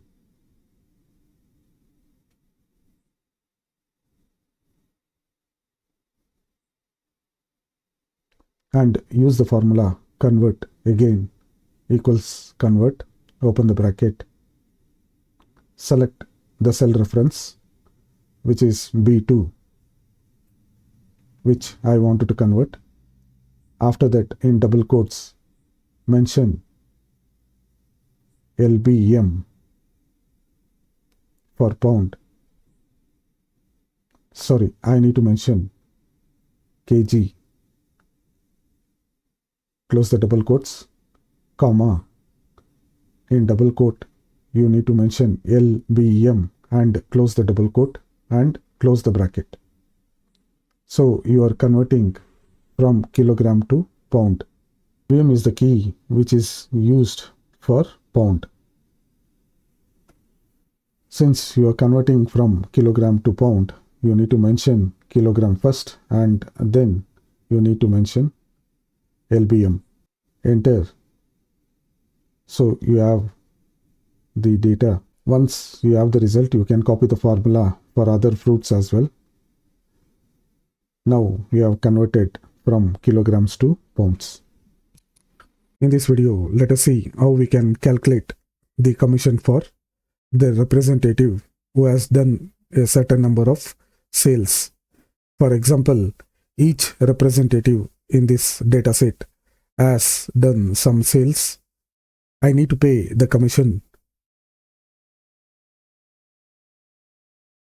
for the sales which the representative has made, and also I will calculate on which date the commission has to be paid. I will make the header using another formula which is end of month. For example, if I wanted to pay a commission of 5%, then I will use the formula equals, select the cell to which I need to give 5% commission. For multiplication, you need to use star, then 5 for the percentage and percent symbol. So this will give you the calculation for 5% on $600. So the formula will be equals the range or the cell number on which you wanted to give 5% of commission and star for multiplication, then 5 and percentage symbol. Star is basically you are using for multiplication symbol. If I enter, you will get the result as $30. So I have to pay $30. Since the formula has been applied for this cell H2, I need to apply the formula for all the remaining cells. I will simply drag to copy the formula. Now the formula has been copied across all the cells. Ctrl Z to undo, and simply you can use this plus icon and double click. It will copy the formula for the entire cells. Now we got the calculation for the percentage of commission which has to be paid for each of the representative, and the commission will be this. The sale what they have done is this. What are the units which has been sold, and the unit price is this. Now I also wanted to input on which date or on which day of the month the commission will be paid to each of the representative. For that, I will use a simple function which is equals end of month, which is EO month. Open the bracket. This is the function which I will be using, end of month. Then I need to select date on which the sale has been made. I have selected A2, which is the date on which the sale has been made. After the sale date, I will make the payment, which is make the commission within the same month. For that, I need to enter 0, since I will be paying the commission within the same month. Then close the bracket. If you see, this number is not properly formatted as date. In order to format, I need to right click and select format cells and go to date and select the date format whichever you wanted to apply. You can apply the date format.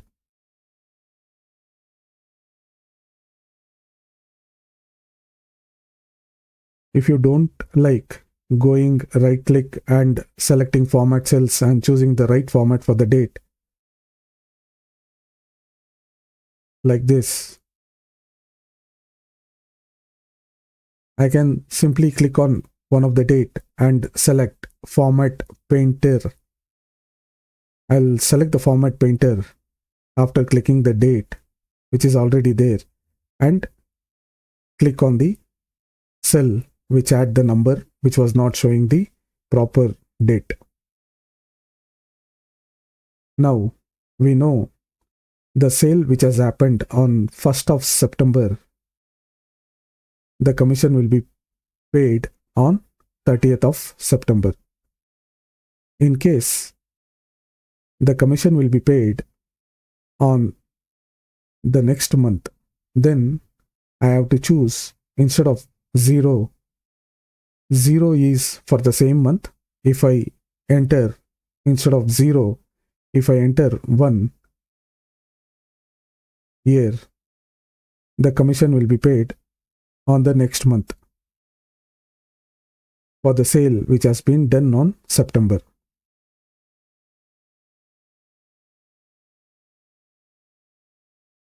I have put 1 instead of 0, enter. So I'll be making the payment on 31st October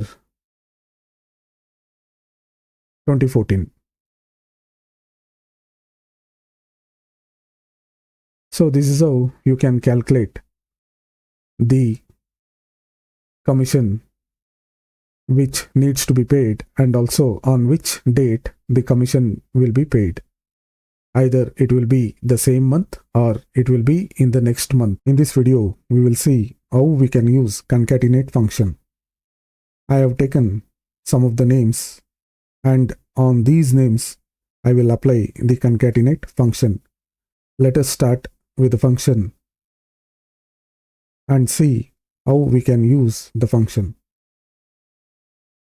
on the names which we have taken.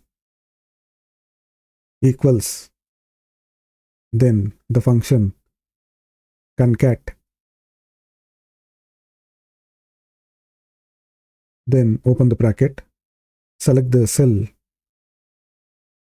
This will be my first cell, which is B1, then comma, then second cell, then third cell, then the fourth cell.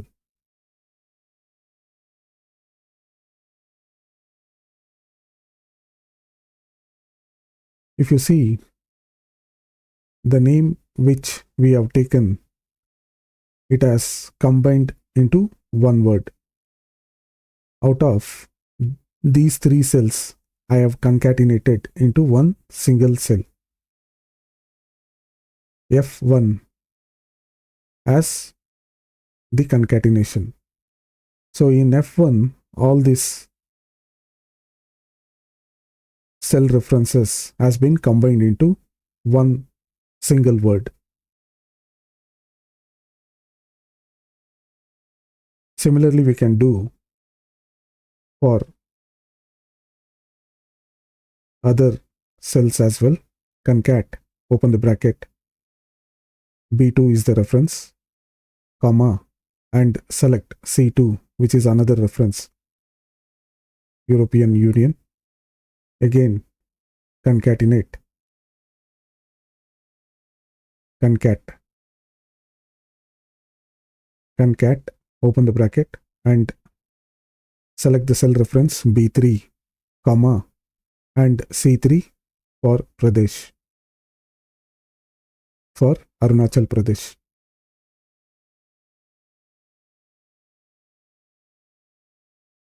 Then equals concat, open the bracket, select the cell reference B4, comma, and C4, Madhya Pradesh. If you see the alignment which we have done using the concat function, it is not the correct alignment. So in order to correct the alignment in a proper, I need to modify this formula which I have used. For that, what I have to do is B1, comma, to add a space in between every word, I need to use double quotes. And again a double quote, then comma. Here also I have to use double quote, comma, and again double quote and comma. After that, it will be E1 for America. So now it seems like the function has been properly applied, and let us see how the result is visible in the cell. Still there is some problem. For this I need to use, okay, I have given the space in between the double quotes. So first you need to select the cell, comma, here, and double quotes to add space, and a double quote, then comma, then the cell reference again, then comma again, then use double quotes, space, double quote, comma, D, then a comma here, a double quote and a double quote, comma, and E. So this will give us the proper alignment of United States of America. Now let us see for European Union. I will correct this using the double quotes for adding the space and comma.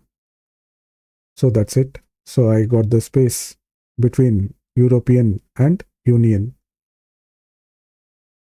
For Arunachal Pradesh, after B3, comma, double quote, comma, C3. So Arunachal Pradesh is aligned properly. For Madhya Pradesh, after B4, enter double quote, comma, then C4. So the words are properly aligned now. We have used the concatenation function, and also we have used the proper alignment. So this is how we can use the concatenate function within two words or multiple words, and also we can align the words properly. Thank you for watching the video. In this video, we will see what are the tips and tricks which are commonly used in Excel. The first tip is, in case if you see the column width is not properly adjusted, there are two options using which you can adjust the column. When you put your cursor in between the column, you will see the plus, and if you click on the plus, the column will be automatically adjusted. In case if the column width is more like this, you can manually adjust the column width. You can select multiple columns like this and you can adjust the column width. I will enter 12 to adjust the column width. I will adjust with the 12. So the column width is adjusted manually. Similarly for the row also, you can use row height to adjust the rows. If these rows, row 2 and 3, is not properly visible, because the row 2 and 3 is not properly visible and you wanted to adjust the row height, you can select the rows which you wanted to adjust, right click and select row height and enter 18. You can also see what is the height of the row so that you can set the same height for other rows. So this is set to 15, and I will also set these two rows for 15.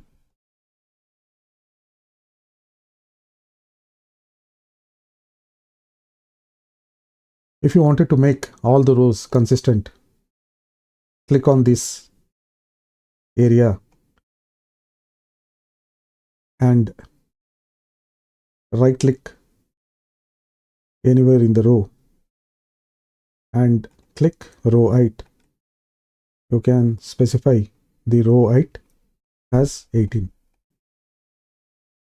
so that the row height has been changed to 18. There are 4 navigation keys in Excel, which is up arrow key, down arrow key, right arrow key, and left arrow key.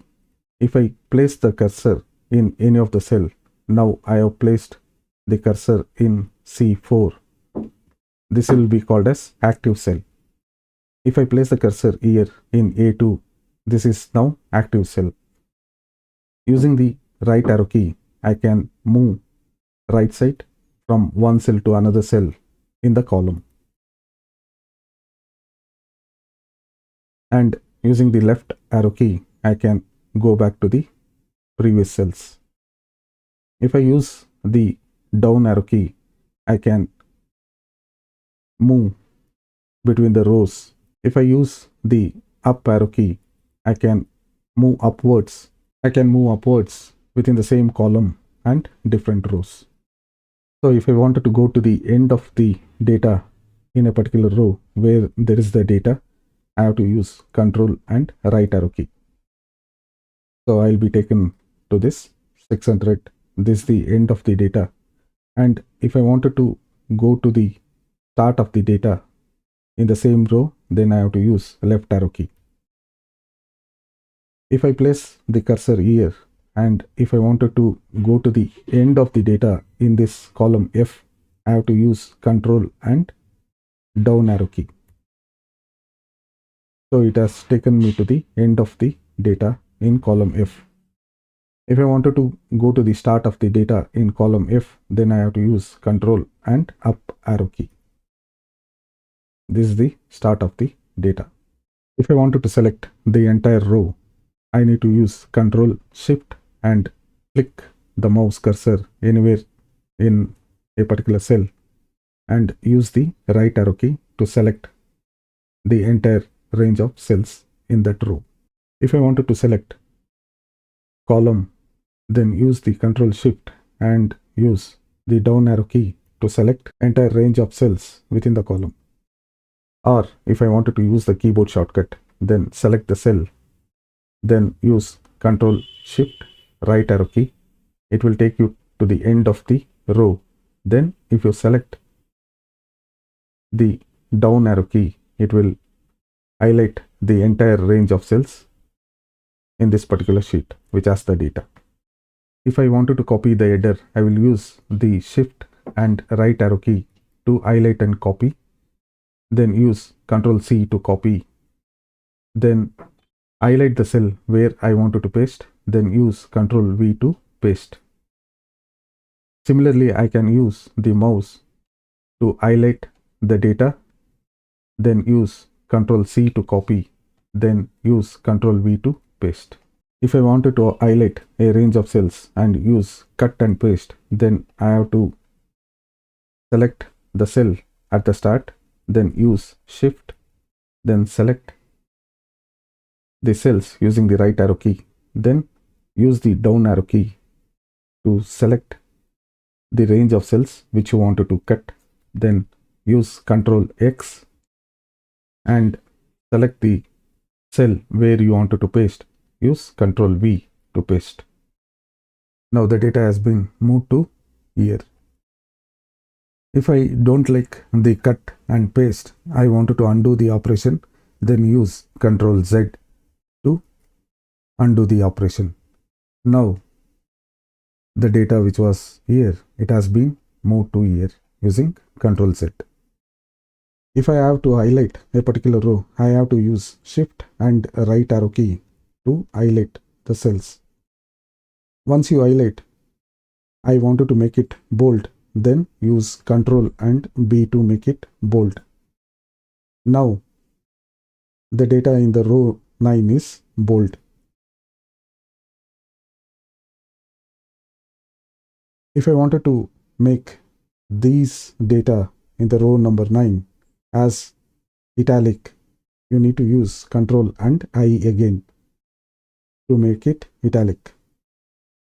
If you wanted to make a particular row bold, italic and underline, you have to use Ctrl B, U and I. Ctrl B is for bold, Ctrl I for italic and Ctrl U for underline. If I wanted to add the border for this entire range of cells, I need to highlight and select the range of cells and select Alt H and B on your keyboard. It will select the border and you can choose the border. I'll select all borders. This way you will be able to add the border using the shortcut key.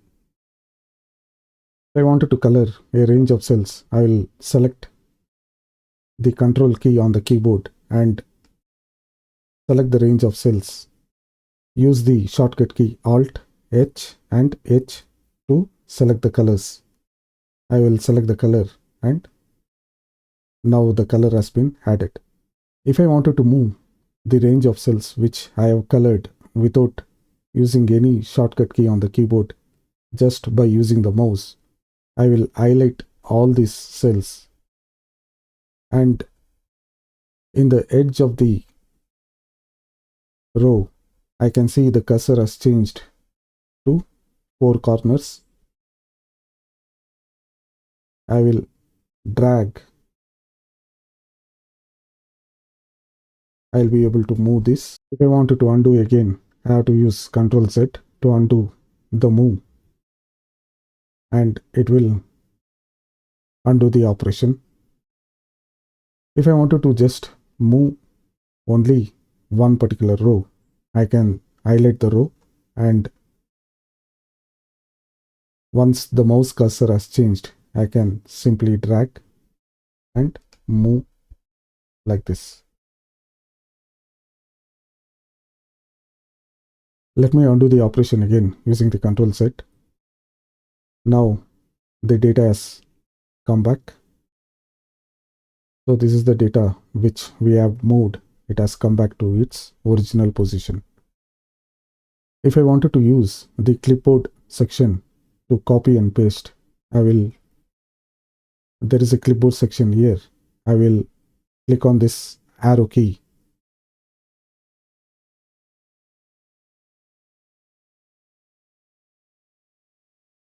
I will highlight this and I will copy and I wanted to highlight this again. I will copy.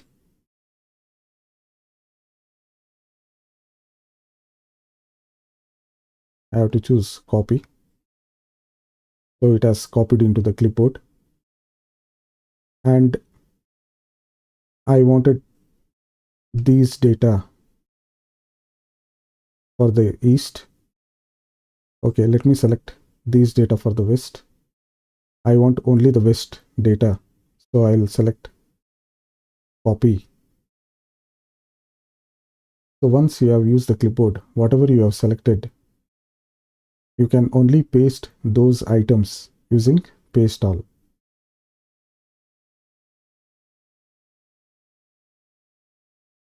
If you notice,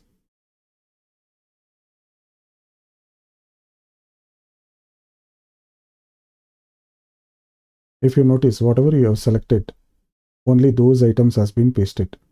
Instead of copy paste every time, you can use this clipboard option. If I wanted to find minimum from these data, I have to use the function which is called as min. Open the bracket and select the range of cells.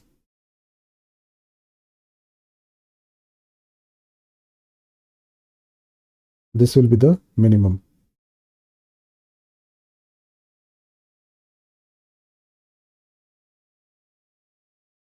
If I wanted to find max,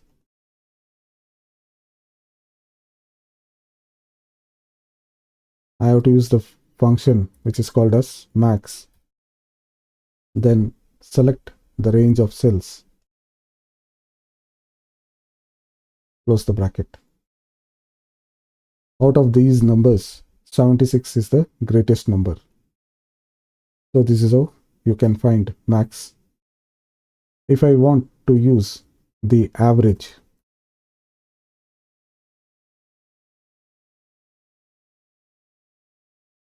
format,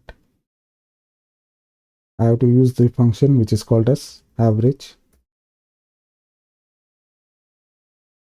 Then select the range of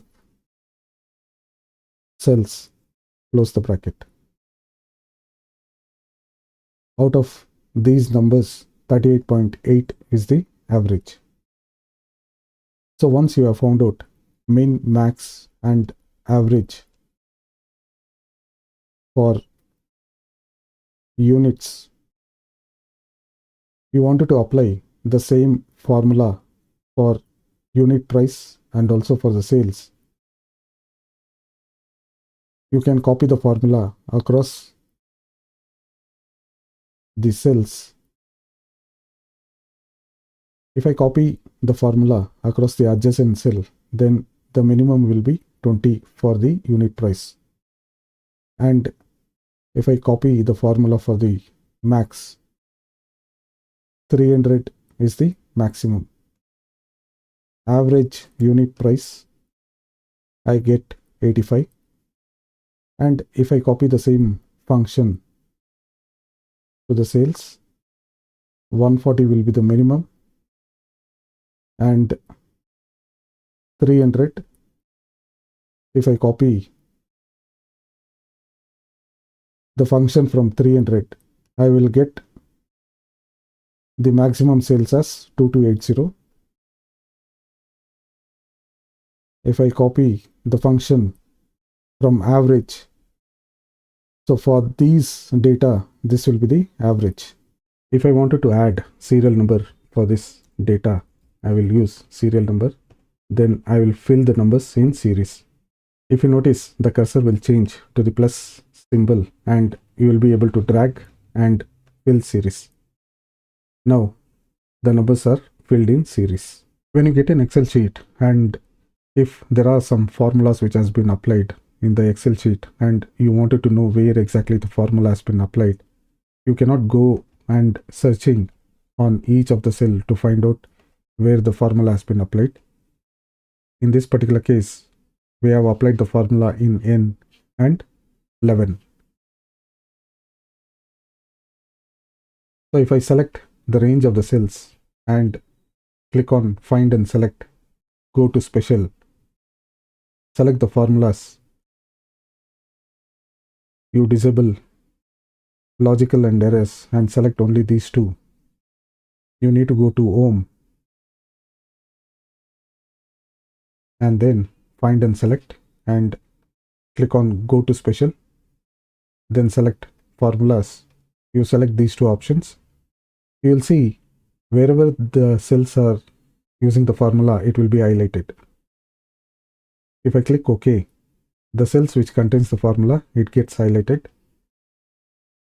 So these are the cells which are highlighted, which has the formula. I will give the colors, and if you check, there is the formula which has been applied. Whenever you select a range of cells in the Excel and use the Ctrl+C and Ctrl+V to copy to another sheet, by default, it will also copy the formula. If I don't want these formula to be copied, what I have to do is, I have to copy and then use the paste option. then use only values. If I use values, it will not copy the formula. If I wanted to find a representative name and replace with another name, let us take example of Sorvino. I wanted to replace Sorvino. I will select the range of the cells, Control and F. Find what? I will enter Sorvino and replace with John.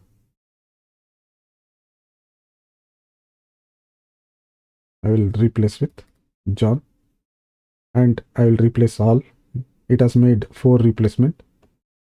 So now wherever we add Sorvino, Sorvino has been replaced with John. If I have a large data set like this, and if I wanted to find out the total sum, I have to simply highlight all the cells to find out the sum. And in the bottom, you will be able to see the total sum here. If you select the entire range of cells for which you wanted to find out the count and the sum, you can also do that by highlighting. So you will be able to see the count is 129 and also you will get the sum as 107776. This is one way of calculating the sum. If I wanted to find out the total sum, I can use Alt and equal. It will give the total sum. Alt and equal. Enter. Again, you can use Alt equal. Alt equal to get the total result, total sum.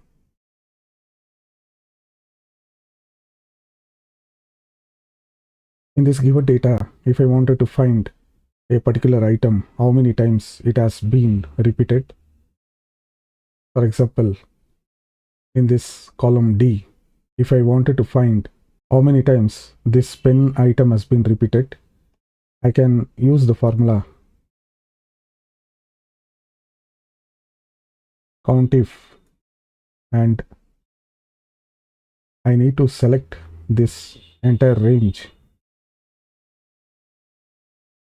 After selecting the range, then I need to use the criteria for the selection. Open the double quote and I have to mention pen in double quotes because this is the string which I wanted to find out, so I have to use in double quotes. So this is the formula which I use to find out how many times the pen has been repeated in the column D for item. If I enter, so 5 times the pen has been repeated. If I wanted to apply the same formula for representative COUNTIF, open the bracket and select the range. In this range, I need to enter the criteria. Criteria is in double quotes. I have to find Jones. I need to find Jones and close the bracket. So 8 times Jones has been repeated in representative header. Any of the rows within this range of cells. And also I need to insert the rows in such a way that the rows will be added every alternate rows. I need to select the rows in sequence and in between these selection a new row will be added. Right click and insert.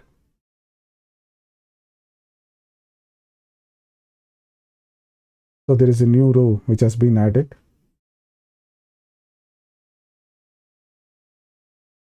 For every alternate rows where we add the data. If you wanted to add a new row above 49, then you can right click and click insert to add a new row. If you are the person who will be working regularly by using the filter option like this, and if you wanted to use the filter in the quick access toolbar, you can right click this filter option and click on add to quick access toolbar. You can see this filter option is added to the quick access toolbar.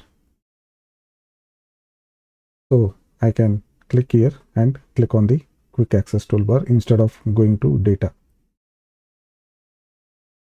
And if you wanted to remove from the quick access toolbar, I can select remove from the quick access toolbar. If I wanted to find out the units which are only related to West, I have to use the sum formula with the condition.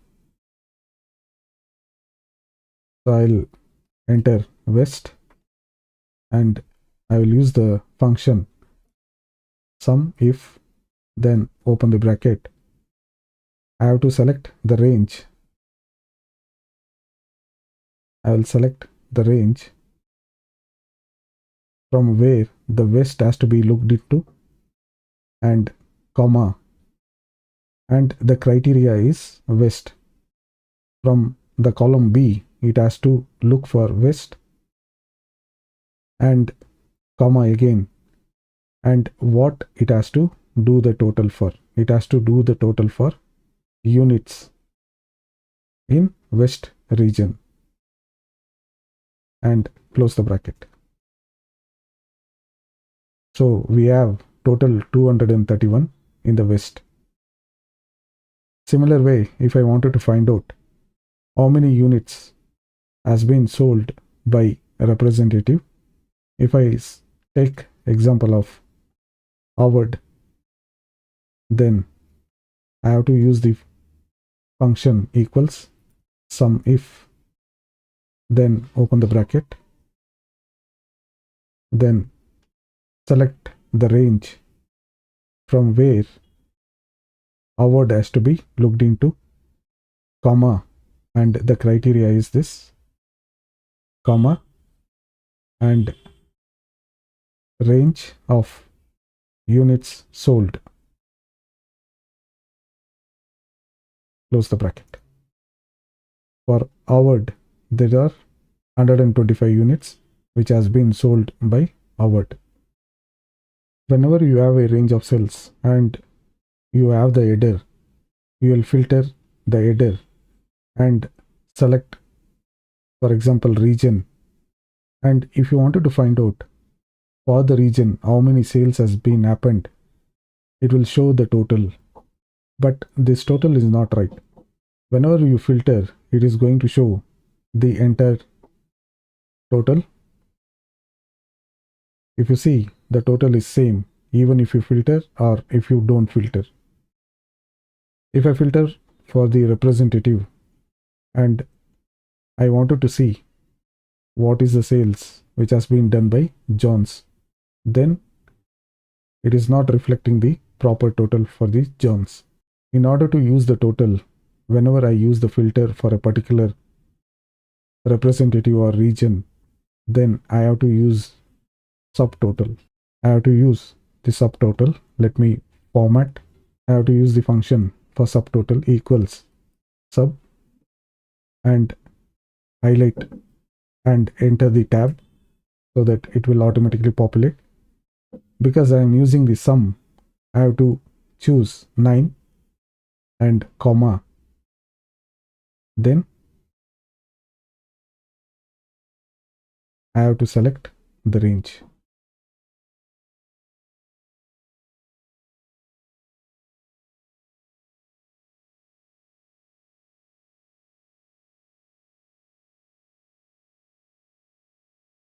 So if I choose the header and apply the filter, if I select Johns, it has to give me the correct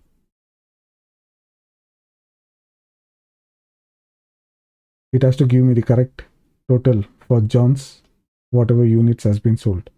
So 396 is the unit which has been sold by Johns, and I can even copy the function to the other cells. the unit price is 440 and whatever the sales which has been done by John's is 19,350. If I remove the filter and if I only apply the filter for the West, I need to get the total for the West. 231 is the unit for West and 420 is the unit price at which the units has been sold, and total sales of 6,660. If you are wondering how to use the shortcut keys for the menu bar, you have to simply select Alt on your keyboard. If you select Alt on your keyboard, the shortcut keys are highlighted. For Home, you need to use Alt H. For Insert, you need to use Alt N. For Draw, you need to use J1. And for the page layout, Alt and P1. Formulas, Alt and M likewise. If I am using Alt H, again it will give me the option under Home. What are the shortcut keys I need to select? If I wanted to use bold, I have to press 1 on my keyboard. It will select the bold. If I press Alt H again, then it will select the Home, and pressing 1 on my keyboard again, it will deselect the B. So if you notice, this has been deselected. So once again, Alt H for Home, and you notice B has been selected.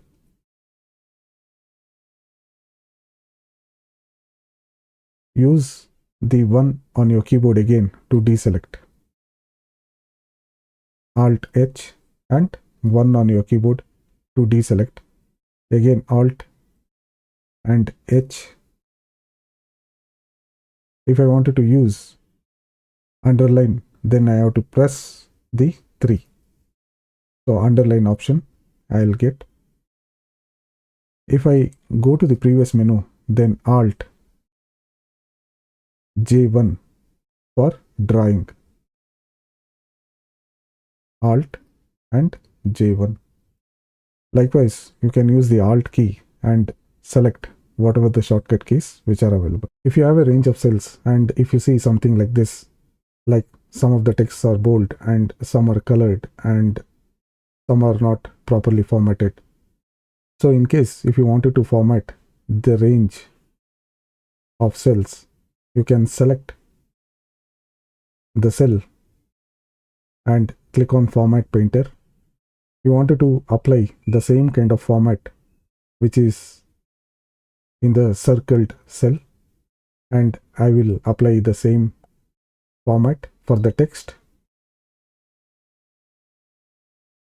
For the number, I have to apply the format. I have done Ctrl Z to undo the text and use the Format Painter to apply the same format for the numbers. It will not work properly. So this is how it will look. So because of that, whenever you select text and select Format Painter, you need to use only for the text, and for the numbers you need to select the cell which has the number, then click on Format Painter and select for the numbers. And this is the accounting format. You have to select the same format and use it for the accounting format. This is also similar. You can use it for these cells as well, for the sales. If you wanted to zoom in and zoom out the Excel sheet which you are working, you can press the Control key on your keyboard and use the mouse to scroll forward and backward to zoom in and zoom out. So you can see you'll be able to zoom in and zoom out. It's Control and the mouse roller you need to use to zoom in and zoom out. If you're working on a sheet and if you're wondering where exactly the formulas are applied, you can use formula and you can click on the show formula. This will show the formula where exactly the formulas are applied in the Excel sheet. Now you will be able to see where the formulas are applied. So in the column G, the formulas are applied, and also here the formula is applied, and here you can see the formulas are applied. The entire G column as the formulas. Click the show formula again to not to show the formula.